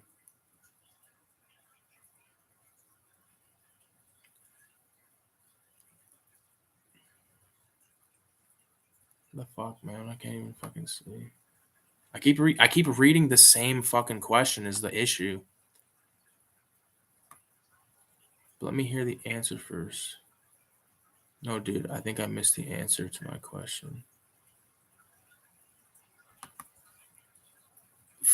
For I don't know, I can't even. Are you is what's his name still in here? The dead recliner, because like it's like it looks like it feels like it's just one. I'm only getting one half of the conversation. I'm tripping. Gotta go. Congrats to whoever wins. Shout out to VZ Madness. Thanks for watching, bro. Um, Old man was sick. Nailed the giallo. The wallet was shot really good too. Those are the ones, man. The wallet was the one that old man wrote, but it wasn't like, I think it had like I have the original story that he wrote, like he hand wrote it. Um, it's like he finds the wallet and there's like uh a disease on the wallet, but it was and there was like a note, like at the end, like there was a note or something, like it was different, you know. And I was like, no, let's make it about COVID because it's COVID happening. And I was like thinking, if it's the end of the world, we got to try to at least make like a fucking good 10-minute film. And that's what we attempted to do, and we did it. We went. There was multiple days of shooting. It was definitely the longest shoot that I ever personally had, because it was a few days for sure. Like, different days. Like I did all the shit with my dad at his apartment first in the makeup, and then we did the parts where he wasn't in the makeup, and then the parts where he was outside, and then the parts with my brother, and then my brother skateboarding around and all that bullshit. And fuck, it was a lot of shit. But it turned out fucking fun, man. And I love, like when I watch that movie, it comes to me in like three acts. There's like him, like old man leaving work, finding the wallet, going home, and then old man fucking cheesing out, and then Nick counting the money and coughing all over it, and then delivering it on the skateboard. Like I love the transition from when old man bites the dust and Nick is in the basement. It's like that slider shot. Like it took so many times to get that right. And then it cuts to the inside. Like it was so I had a jib on a fucking on a crane that was on a like a slider. Like, oh, so the crane was on the slider, and it was like we did it probably like 30 times, man, just because I did everything in manual focus because I refuse to shoot in autofocus, because that's part of the craft, in my opinion. I think if you're using autofocus, you're doing yourself a disservice. It's not, you don't have total creative control. You have to be in control in order to say that you fucking created that. Like, I mean, I'm editing shit on the computer, so it's not like I'm shooting on film, but you know what I'm saying? I don't know. I hope that that fucking answered your question, bro. Next on the agenda, Retro Tiburon, he asks, what was your introduction to horror? Well, I feel like we kind of maybe touched on that throughout the conversation tonight, but definitely my dad, my uncle, Richie, me and my cousin watch a lot of movies. My aunt Chris is another person I don't talk about enough when it comes to the early days of watching these films. She was the one that, you know, was letting us watch the stuff at her place, like her apartment. But it wasn't like, there wasn't like, it wasn't a big deal that we were watching it. Like we weren't like, oh, we're watching a scary movie. It was just, we just watched scary movies. Do you know what I mean? We came from a family of people that just watch scary movies. So that's pretty much how I got into it.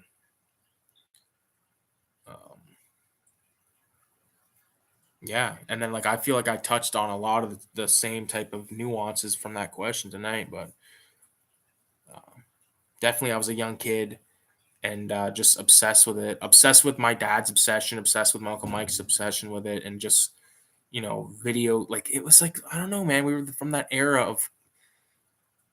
of kids like that were playing our cousins hand me down Nintendos and stuff, like when PS1 was coming out and shit, and like you know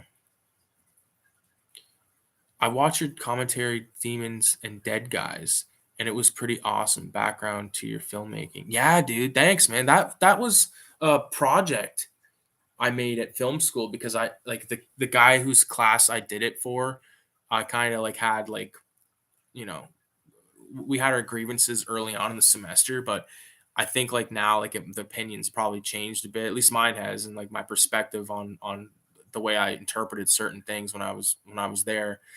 But he's like you got to make it interesting to like make like someone care about like what he's like he said this in like it was a compliment the way he said it, he's not, I'm not saying he didn't say this as being a prick, but he was like, you got to feel like the basement movies, like the greasy grungy like thing, and like I took that as like he knows what I'm getting at, like I want it to be greasy. That's why in one of the only films that has like a decent amount of dialogue, which was Midnight Marauder, the conversation between my dad and my brother, like they talk about horror movies and stuff, and how my dad was going to make him watch this tape, and my brother says, I've seen the tape of you with the McLean twins like 5 times already, like because like you got to think from like the point of view I'm getting at here. So these guys, these characters in my head, like they hang out, like can you imagine like working at a video store and a guy comes in and shows you a porno tape of him with like a couple of broads,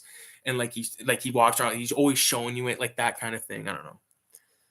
Hopefully that fucking made sense. Shout out to Retro T-Bron for the question. Sometimes gems movies are made, in some cases sequels to the movie don't. Holy fuck, man, this motherfucker's got a lot of fuck. I might have to rapid fire some of these because it looks like there's like 20 questions in this question. Shout out to Evil Aesthetic. Good luck on the contest tonight. Sometimes gems movies are made and in some cases sequels to the movie ruin or don't live up to the standard of quality or try to run on the success slash hype it gained. Is there a movie slash movies that you wish never came to fruition? And was it just a standalone? Oh, movies you wish that never came to fruition. It was just a standalone title and had no continuation. If so, what movie franchise, or can you answer, is there a singular made movie that you wish had sequel continuation? First movie I would say is Terminator. If there was only one Terminator film, boom, that would be so sick. Another movie, RoboCop. Even though I like RoboCop 2 a lot. Predator, boom, even though I like Predator 2 a lot. But these movies that I feel like there's a lot, dude. I feel like I would be here all fucking night. Um, Movies I wish didn't continue or did continue that didn't. There's not many. There's not many. No, because like movies like The Killer, there's the unofficial, like not a unofficial, but like a spiritual successor in the way of Hard Boiled. You know what I mean? And there's other movies that he's also done in the same vein, like Better Tomorrow, that type of shit. So I hope that was a good answer for that one for you, buddy. On occasion, the score slash soundtracks or overall scoring of a movie plays heavily when it comes to capturing the ambiance or dramatizing of a film. Do you have a favorite film that from a musical aspect standpoint shapes why you come back and watch it time after time, or find the movie more interesting all in all due to your favorite film composer? These are fucking excellent questions, by the way. For me, a movie that I go back to for the music always is The Shining. The musical score, I'm not sure off the bat, top of my head, who did that. I'm not. I love musical scores and stuff, but I'm not an expert on them at all. And I know composers that I really know the name of that have done a few movies, like Bernard Herrmann, uh, fucking, oh man, Ennio Morricone, Claudio Simonetti. Fuck, there's a lot, dude. There's just quite a few. Pretty much any Argento film has a fucking amazing soundtrack.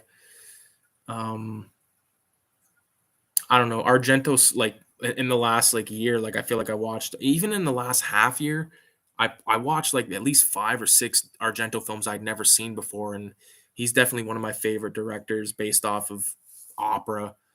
Um, Motherfucking Deep Red, of course, obviously the Animal trilogy. I don't like calling it the Animal trilogy though. I like calling it fucking Argento fucking like crazy giallo fucking trilogy, you know. And Inferno, love Inferno. All with solid scores and soundtracks. From a musical aspect, Clockwork Orange is another one with the musical aspect that like I can't. I think if that movie didn't have the soundtrack or the score that it has, it would not be the same movie. It wouldn't be as powerful.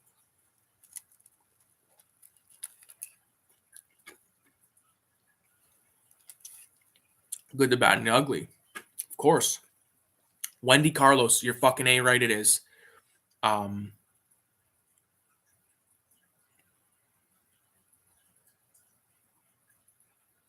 yeah, Radioactive's totally right. As soon as I fucking seen that, I was like, yeah. Um,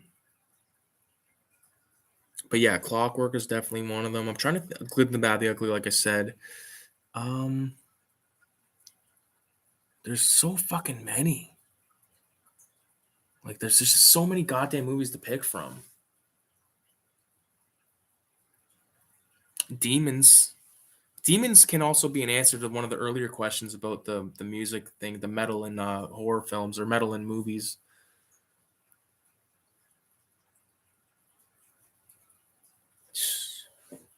All the scores to like the score. I think it might be something Williams, or maybe I'm just thinking that because you said that. Whoever did the Friday 13th soundtrack, Harry Manfredini or something like that. Nightmare on Elm Street soundtrack, like scores and shit. Like it's all good, man. Fuck. When I think of movies and when I look back at all the videos I did, like I never really talked about the music as much as I should have. Probably when I think about it. Fuck, I'm a scumbag. Next question from Evil Aesthetic. When it comes to watching various forms of cinema growing up in many minuscule ways, these things play a small part in molding us to be the individual we are today or shape us to reach what we wish to become, whether it be from fashion, viewpoints, mindsets, outlooks on situations, statements, etc. Is there anything a movie or role has said, portrayed, taught, guided you in within life to become the person you are today or helped shape what you wish to become? Yes. Holy fuck, that's a good question. I already mentioned Furious Styles, but like because he's like the kind of like not I wouldn't say quintessential father, but he's like a good father. You know what I mean? And he means well. Like he has good values and stuff, and like he has all that fucking um. I don't know, man. But then there's also people like motherfucking Doughboy that I idolized when I was a kid. You know, I'm also going to see Ice Cube in February. By the way, I'm gonna see fucking Ice Cube, bro. Me and Kayla are going. Fuck yeah. Did Evil just win the contest of that question? I think so. I think so. I have to like think about it a little bit long. It's like the thing is like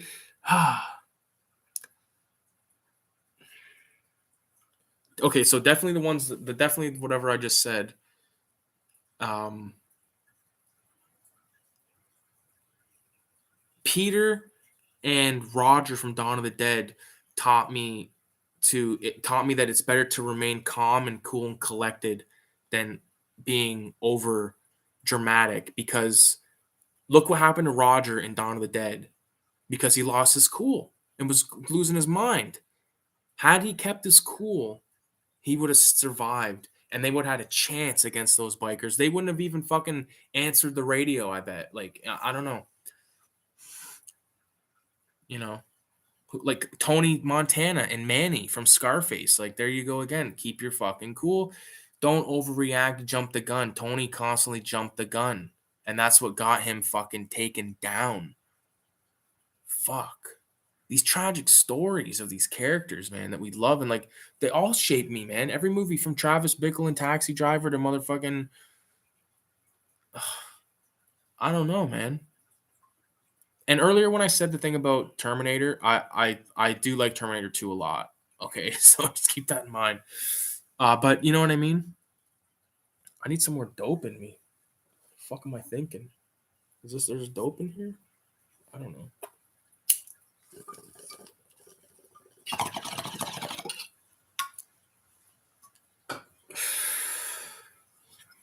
I hope that I don't know, man. I can't even answer that question any better than that because you're insert any movie I watched growing up with any of the influential people I mentioned tonight. How about this? Like, can I let me? I'll say I'll answer it with the form of like a riddle, or not a riddle, but like a statement. Um, the characters that I wanted to portray. This is how I would say it. So I watched movies like Marked for Death and Hard to Kill and all those movies with Richie because he loved them so much. I thought it was another aspect of just how he was cool. He was cool and he liked Steven Seagal, and that made Steven Seagal cool for me, and Steven Seagal stick out for me. And that's why Charlton Heston in movies like Planet of the Apes and movies like Omega Man, I look at him almost like with the same respect that I look at my dad because my dad liked him so much and I liked him because my dad liked him and it rubbed off. It was secondhand stuff, but it was more it was like becoming a fan. Does that make fucking sense?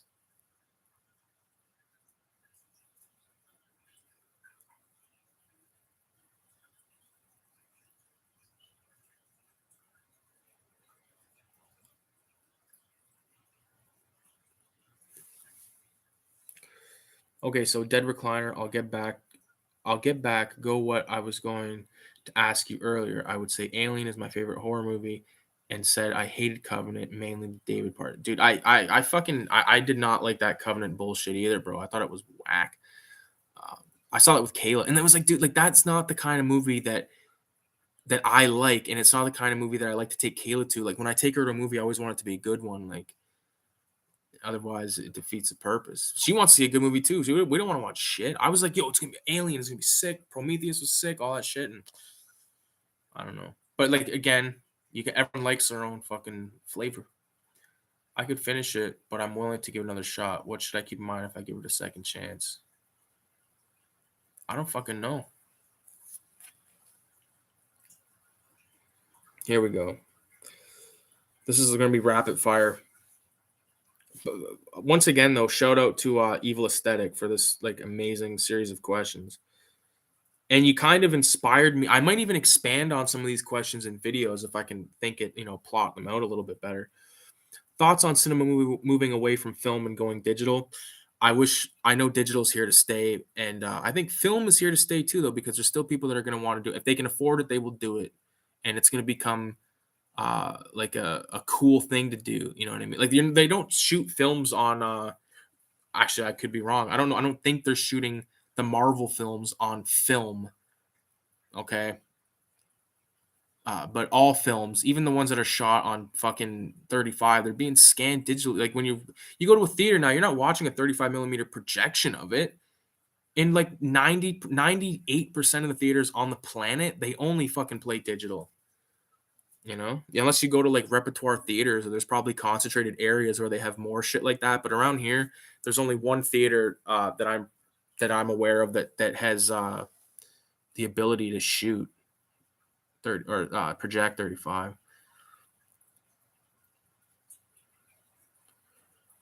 Marvel films on cellular. Yeah, well, like the reason why I said that is because they maybe they did shoot some of the bullshit.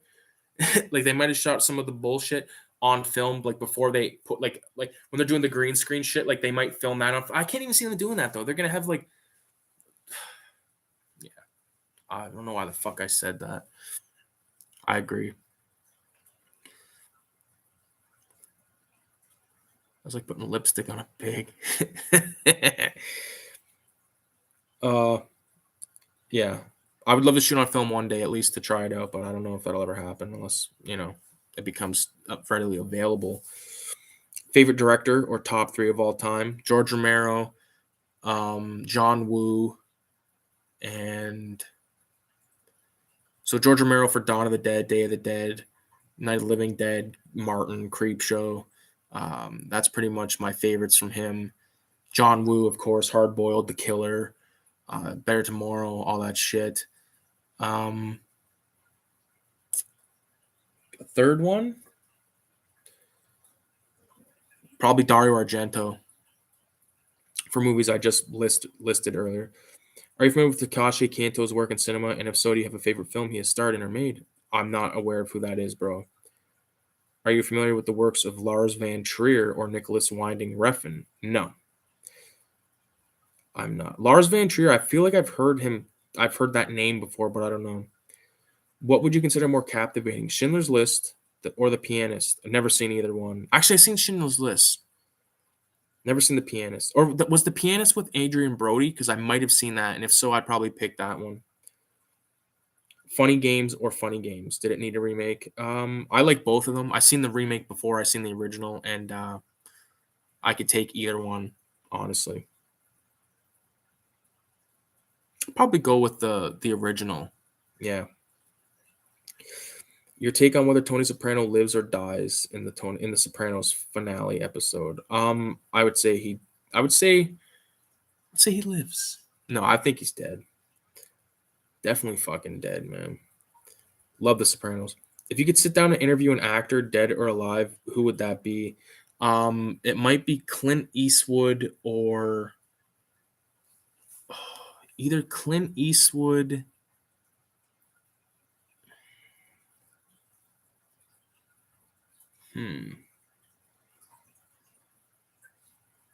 Trying to think who would be really interesting to talk. I think Clint Eastwood have a lot of really good stories, and I would like to meet Joe Pesci, but not if he's like that reserved Joe. Like I want like the behind the scenes Joe Pesci that's like, probably like smokes like a little pinner joint. You know what I mean? Like that kind of Joe Pesci.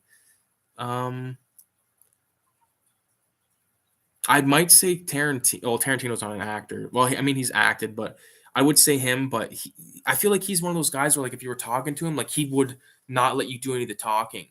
Even though I know I've seen interviews with him where he lets the people talk. But if you know what I'm saying, Boris Karloff, because you said dead or alive, right? Yeah, Boris Karloff would be a good one. Bela Lugosi, Vincent Price, would love to talk to Vincent Price. Next question: If you were to see one last movie play in theaters before dying,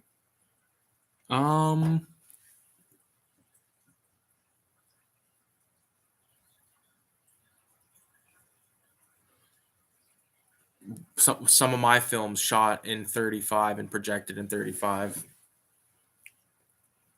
If you could land a few lines or roles in a background extra in any horror movie franchise, what would you choose? I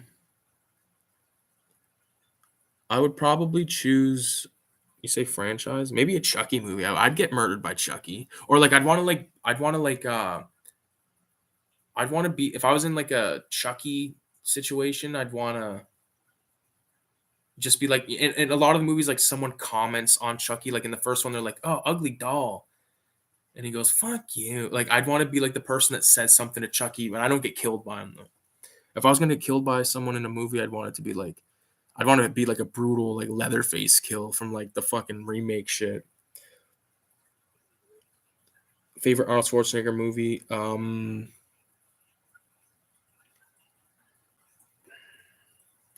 Terminator 1. Favorite Gary Oldman role / character? My favorite Gary Oldman.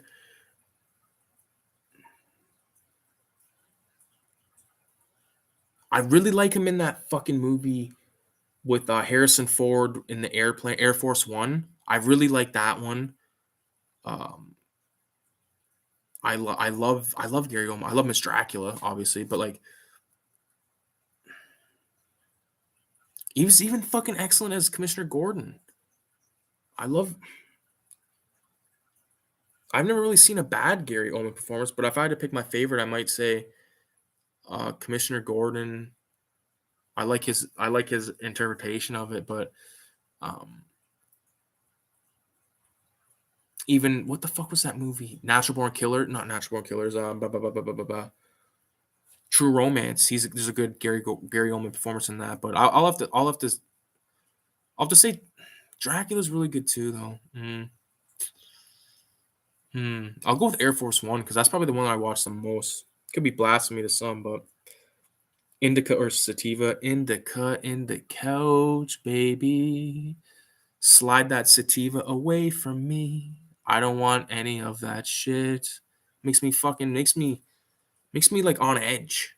Sativa. Indica is just like, you're good. I just like stuck my finger in my fucking tooth almost.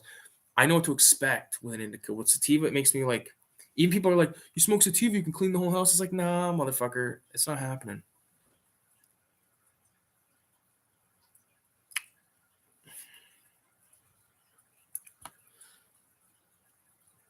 There are shots and beers. There are shots and beers and fooling around. But there's also a moment where a crew member chokes that is deeply reminiscent of the original chest burster scene. The best thing that tried to replicate a chest burster scene was in Spaceballs. Everyone knows that. I'd love to smoke weed with Chucky. That'd be a great time. I'd like to shoot heroin with Freddy Krueger. Let's get high. Someone's freaking out outside, out in the parking lot. My car's locked, so I don't give a fuck. My doors are locked, my car's locked. Leave me alone. Fuck, scream all you want out there. Scream bloody murder. I'm in here, fucked out of my mind. But you're saying I should rewatch it while drinking shots and beer and fooling around.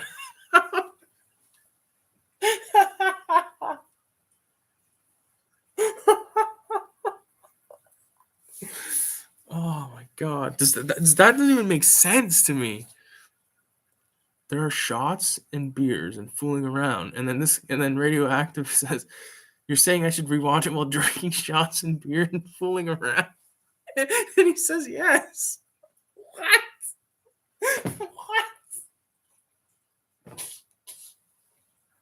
What? What does that mean? Oh my god. Fuck.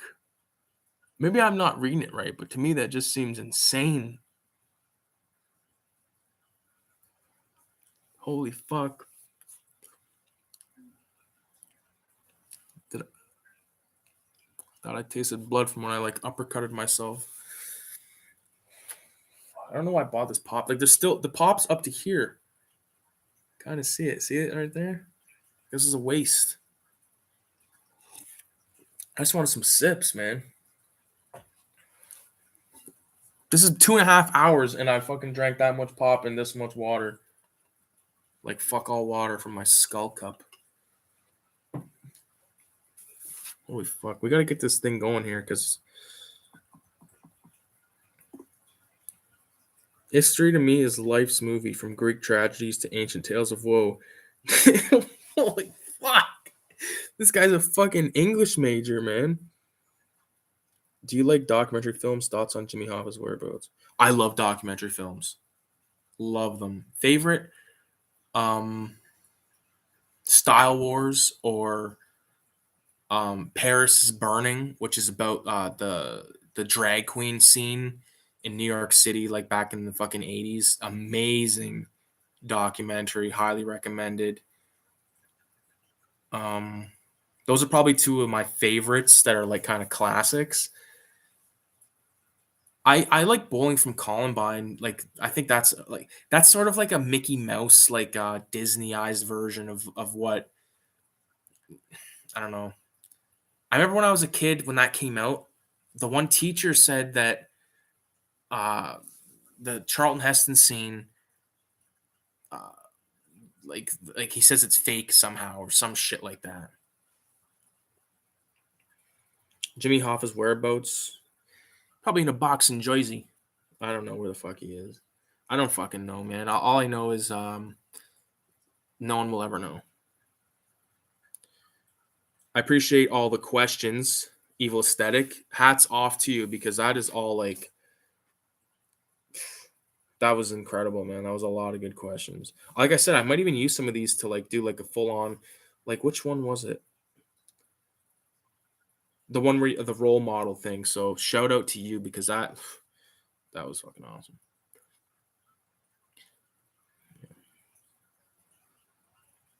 Hammerhead 9588 666. Which movies are you excited for in 2023, 2024? And who is the new director people new to horror should be keeping an eye out or check out their films? Well, I would say definitely keep an eye on Robert Eggers. Definitely keep your eye out on Ari Aster. He hasn't made a film since Midsummer, which I could take it or leave. Honestly, I love Hereditary, and I've seen like his short films and shit, and like yeah, the ones that the one where like the kids like really the kids molesting the dad and not like the other way around. It's totally fucked. Um, I just totally ruined that fucking short film. But anyways, um, trying to think. I'm not really on Jeff Bezos. He's good. Cronenberg's son. Forget his name, but Cronenberg's son. Mm, I don't know. We'll see. I don't really know too much about modern horror. I'm sorry to say, or what's really coming out. And like when trailers have, like this is the thing with me. Like I check Bloody Disgusting, even though like those are all fucking like dumbasses. I don't give fucking like they're all like I know horror more than anyone. Like that kind of fucking vibe I get from those guys. But like that's how I know what's new. That's how I found out about that cocaine fucking bear, and I seen Radioactive mention it in the comments. Like, is that Ray Liotta's last film? I don't know. Hammerhead 9588. I appreciate the comment. Thanks for participating and good luck. Gene Paulie's Peter. This is a multi-tier question. Favorite decade of horror, 1990, 1900 to present. Favorite genre. Okay. Favorite decade of horror, probably the 70s. Favorite genre of horror from that decade, probably the fucking like the satanic sort of stuff, like the Exorcist type shit, the Omen type shit, like, and then all of the fucking like rip-offs that they spawned. Favorite director from that genre?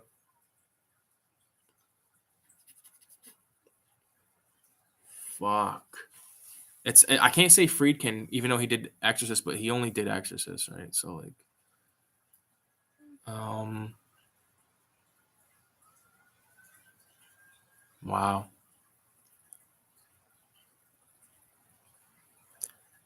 Maybe.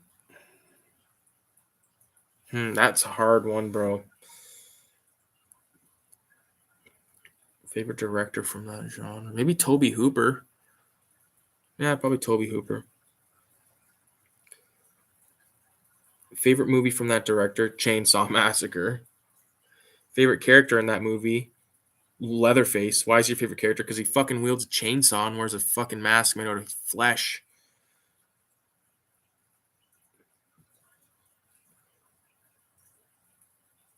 Why is he my favorite character? Oh, that's why. 66. Bonus question. Why do you prefer the white? Do you prefer the white dog shit, or does it have to be fresh? It has to be fresh. All right, like Divine and Pink Flamingos.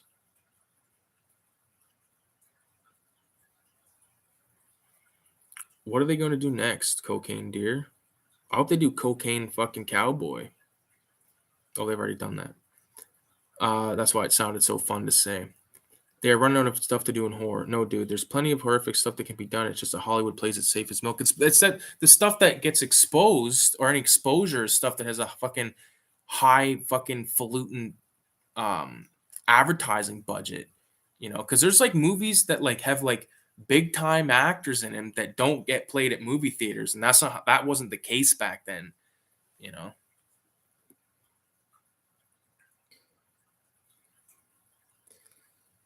Shout out to Gene Paulie's Peter, one of my oldest homies from online. Hope you're doing good, brother. This is a multi-tier question. Favorite decade of horror? Oh, I just read that. Shout out to Sean Blue Digital. His question is, what is your personal favorite Christmas horror movie from your collection? 666. 666, back to you, sir. I would say Silent Night, Deadly Night. Love that movie. I think it's so twisted. It's so twisted what they do to that kid. And then like when he puts that suit on and he becomes Santa, like he thinks that's what Santa has to be like. Crazy, man. Love that movie.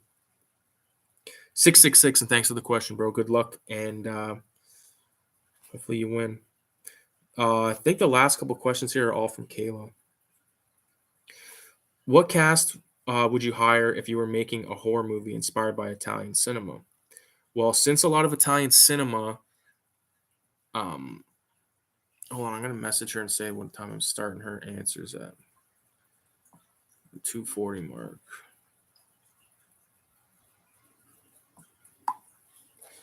So, back to the thing. Since all those Italian films were like dubbed over anyway, you could pretty much pick anybody. But a movie that was inspired by Italian cinema. Well, it'd have to be a giallo right off the bat, I would say. And who would I like to star in it? I'd like to have that girl that was Wednesday Addams. She would be good in a giallo film.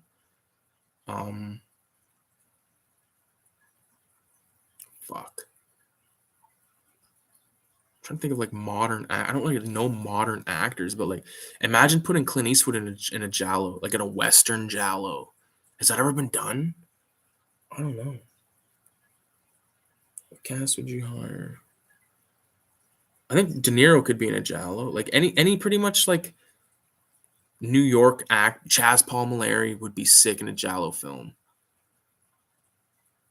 Fuck, there's a lot of people I could think of. Next question from Kayla. What is your guilty pleasure film that folks would be surprised to know?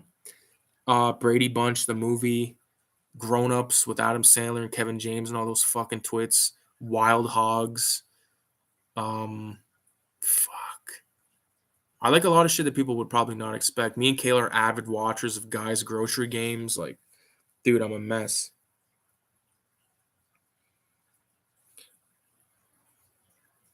Which character in a film that you personally resonate with the most? Travis Bickle. Not that I feel the same with him, but I feel like I understand him.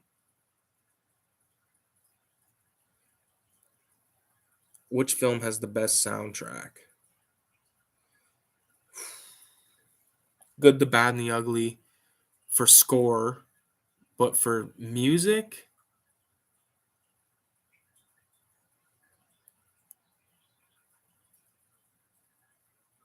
fuck. Well, this is totally random, but the Freddy Got Fingered soundtrack is fucking solid. Has everything from Eric B. and Rakim to fucking like Sex Pistols. Like it's crazy good. Belly, sick soundtrack. Fuck. Yeah. Do you believe in having happy endings in every movie, or do you think we need more realistic outcomes? I like the realistic outcomes. I like both. Um, you know, I could take it. I like both. I don't need the happy ending. I just need an ending that makes sense. Is there a character that reminds you of your girlfriend and why? Oh my god. Fuck. That's that question right there. I'll have to fucking answer that in person to her because I can't even think of anything right now. She's sassy. She's assy. Big booty. I'm trying to think. She's got like she can have the sassiness of the broad from the Little Mermaid, like that like octopus broad, but then she can also have the components of like the Pocahontas character. Like it's she's a complicated girl, man. But thanks for the questions, Kayla. Hopefully,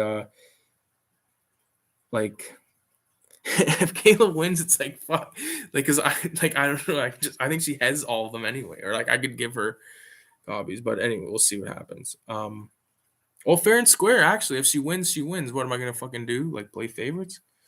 Yes. I don't know. I'm going to fucking start the draw, though. Before we start the draw, I want to quickly show what everyone's playing for. First and foremost, Cinema 187, Issue 1, featuring art by me, Radioactive Blob Fuel, Trash Dash, my buddy Kyle, my cousin. And yeah, Cinema 187, number 1. Raise the Dead, Issue 1, my solo art zine project. Issue 2 of Raise the Dead. Issue 3 of Raise the Dead, featuring the wraparound cover. And this is the first one I did that was in full color. Like, I mean, Cinema 187 is full color, but that's the first one I did on my own that was full color. You'll also be getting Filthy Ralph, Issue 1, which is my my ongoing comic series featuring my character Filthy Ralph. Next, you'll be getting Radioactive Blob Fuel's Coffee, okay, which is a comic that he did of coffee. There is a color scene in here that is in black and white in this just because, you know, shit happens. But yeah, if you like the film Coffee, you'll be interested in getting this. You'll also be getting Bluntzilla a Videohomicide mini zine with Frankenstein on the cover. I've definitely shown these before. I've had these fuckers a while. Just like a little mini comic or mini zine with some horror figures. Another Videohomicide little mini art zine. You know, more shit that I've drawn. And then this is the newest edition. This is Radioactive Blob Fuel's zine called White Rice. And a zine about those weird white moments in foreign cinema. Okay. Now, I have to say this guy looks like the bind, torture, kill murderer. But this is really well done. And I got to ask you, man, like, is this your lettering? Because this is phenomenal. Yeah. I read this at work. And it lines up good. Like the part that you were worried about. Like, I feel like it lines up like decent enough. This one did at least. And then you'll also be getting 20 stickers. Okay. 20 stickers featuring art that I've done. There's the Grim Reaper one that's actually spray painted on it. Well, it's gone over now, but this is the haul. This is the prize package, man. So like I said, 9 zines and 20 stickers. Name one other motherfucker that is doing that for a fucking giveaway. I'm not trying to brag, but I'm saying that is the type of shit I'm talking about. When I win something, I don't want to win a fucking I don't want to win a coupon. I want to win something tangible. Some of that good stuff. Now, what we're going to do right now is we're going to formulate a list of names.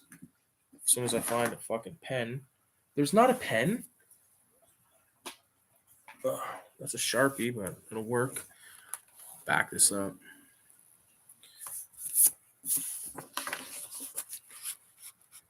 Okay. Again, good luck to everybody, and I appreciate all you guys for doing this. This is fun. This has been a really good time. Okay, I gotta get everyone's name. We're gonna do it in order. So Kev is gonna be number 1. David Squires.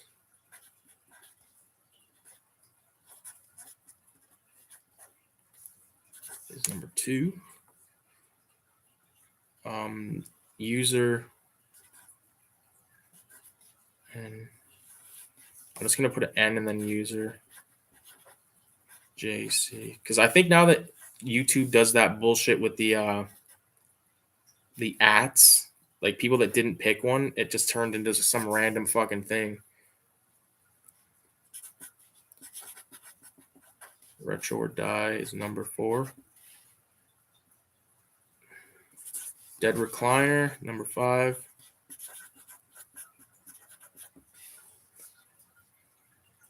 VZ, number 6. Trash Dash, number 7. If fucking totally spelled that wrong, but whatever. 8 is C, is 7, 5C. That must be another fucking name. 9 is radio. So radio, you are number 9. I'm going to show the list before I do the thing.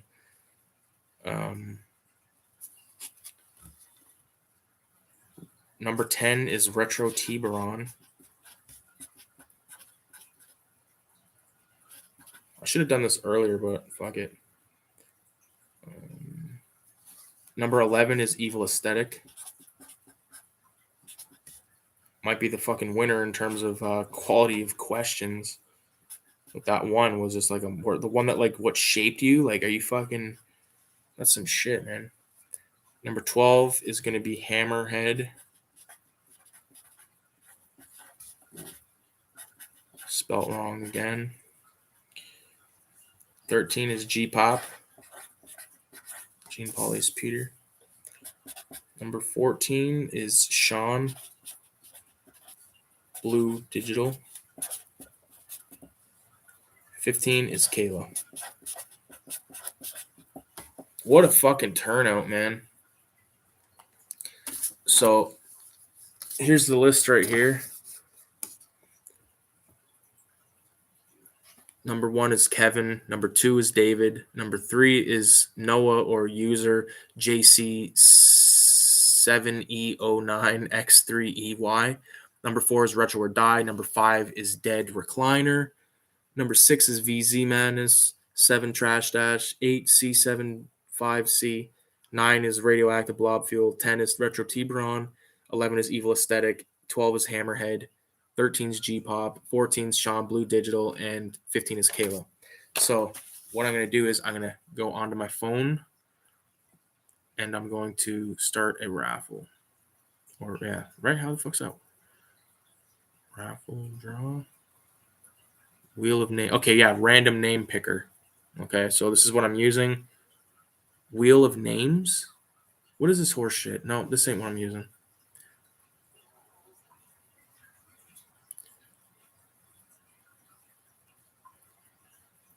What the fuck? I thought this was...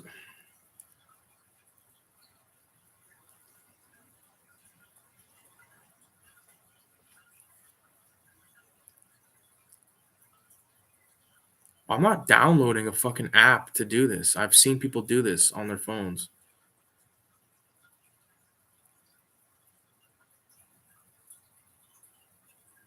Okay. So I'm going to be using Giga Calculator.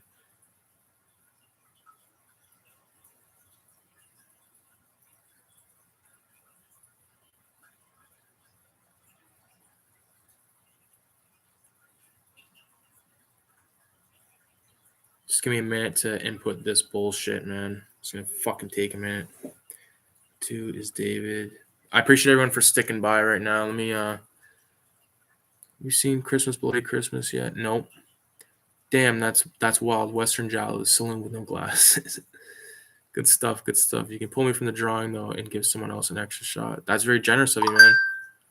Yep, turn that hand lettering into a digital font. That's insane.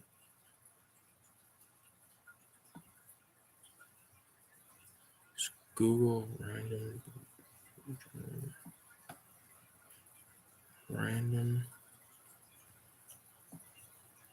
Oh, sick. So,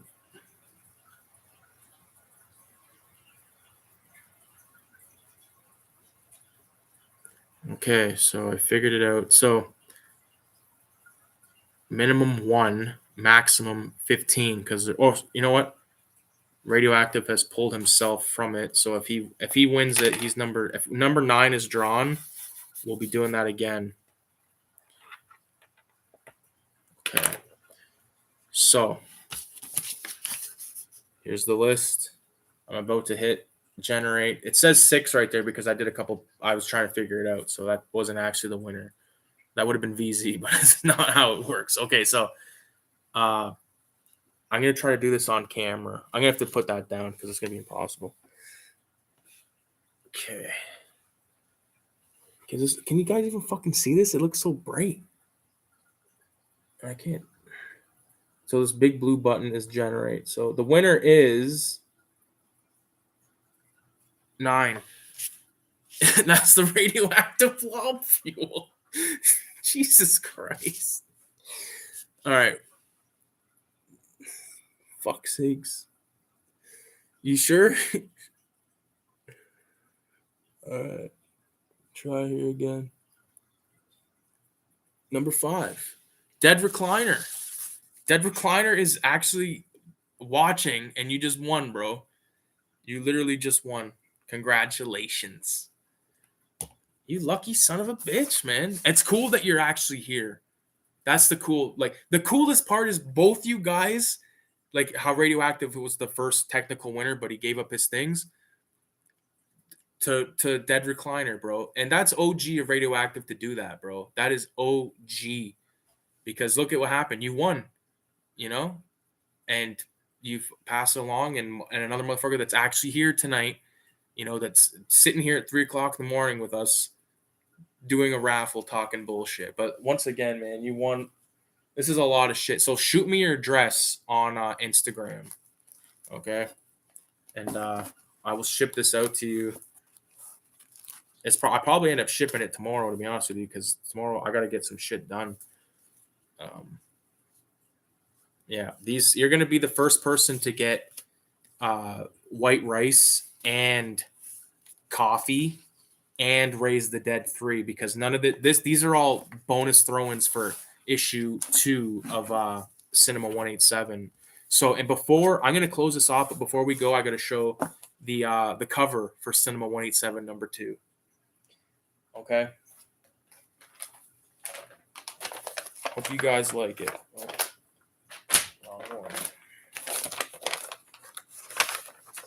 Okay. So I told you guys it was an homage, right? Oh, oh yeah, I can't show that yet because it has the thing in it. It's a spoiler.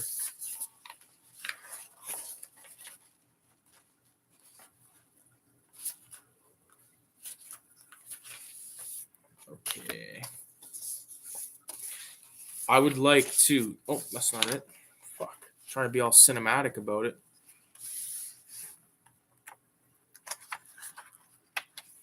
Okay, now I'm concerned. Oh, there it is. I see it. What the fuck just happened? Oh, I see. Okay, so this is the black and white of it, okay? And if you guys have not seen Zap Comics issue 0, this is a take on Zap Comics issue 0.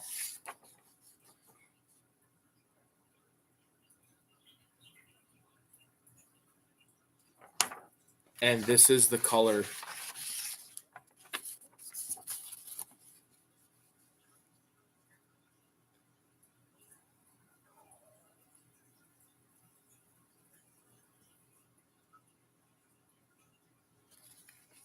I'll shoot you guys like photos so you can get a better idea, but like the top, I parodied everything. The only thing that got astrayed was the number on the issue of Zap is on the other side, but I didn't leave myself enough room. But I feel like it's okay. And I've done a few versions, like I put a few things in the mouth, like what he's saying, and I'm kind of still in the process of figuring out what I want him to be saying. And the originally says the comic that plugs you in, but I want it to be a play on that, but I haven't decided yet. So that's that. The black and white looks. This is not the original. This is the original's over there. The original's on a folded in half piece of fucking 8.5 by 11. So it's It's like this piece of paper folded in half. That's how big the image is. And then I just scanned it and then I photocopied it, and then I enlarged it so I had a bigger one. But this is the one. This is the original colors. Like the colorway, you can see like I was fucking around with some of the pencil crayons, and you know I have this crop so you can see it, and at the bottom it says Paradis instead of Crumb. Usually people would put like after Crumb, but I just put Paradis, and I think it looks cool. But this is a photocopy of the colored version, you know, so it's kind of like a grayscale version of it. And then this is the final thing I want to show you guys. So this is like a flyer that I made, and it has the first 3 panels of Filthy Ralph issue 2 on it. And I'm still playing with the idea. I might put this story, this Filthy Demon story, in Cinema 187 number 2, and then have Filthy Ralph be what I initially intended it to be. But yeah, see, this one has one of the earlier things that says, "This zine causes murder." And then I was thinking, does that sound right? Maybe I should have put "This zine causes death," and then this zine causes this and that. But yeah, so that's it, man. I'm excited to share that with you guys. And you know, congratulations to Dead Recliner. Like I said, message me on Instagram your address and name and all that shit. Like, spell it exactly how you would get your mail, so I don't fuck it up. All right. Shout out to Radioactive Blob Fuel. Shout out to everyone that's been in the chat all night. VZ Madness was in the house. Shout out to Danny B, who could not make it here tonight because of work. Hopefully, you know, you fucking, when you get home, you dive into a bowl of really good cereal or dive into some pussy, baby. All right. So with that being said, adios. That was the Q&A. 2022, man, is nearing its completion. Like I said, Vinyl Homicide will be coming soon. Cinema 187, I really want to start cracking down on that. And same with Filthy Ralph issue 2. And, you know, we'll go from there. So I appreciate everybody for being a part of this. And, you know, who knows? Maybe there'll be another giveaway soon enough. And maybe it'll just be a random thing. So we'll see. Just make sure you're always leaving a 666 in the comments, because that could play into a future contest. Okay. One person way back in the day on Instagram, like, he held a contest and like I won it randomly. And the reason I won it is because I liked his last however many pictures. And he's like, he did it randomly. He didn't make an announcement. And I was like, oh fuck, okay. So, but I don't know if I'll do that. So, adios. I just like totally forgot. I was like, I said adios thinking that this shit's just gonna end, but no, I gotta do it. So let me do it.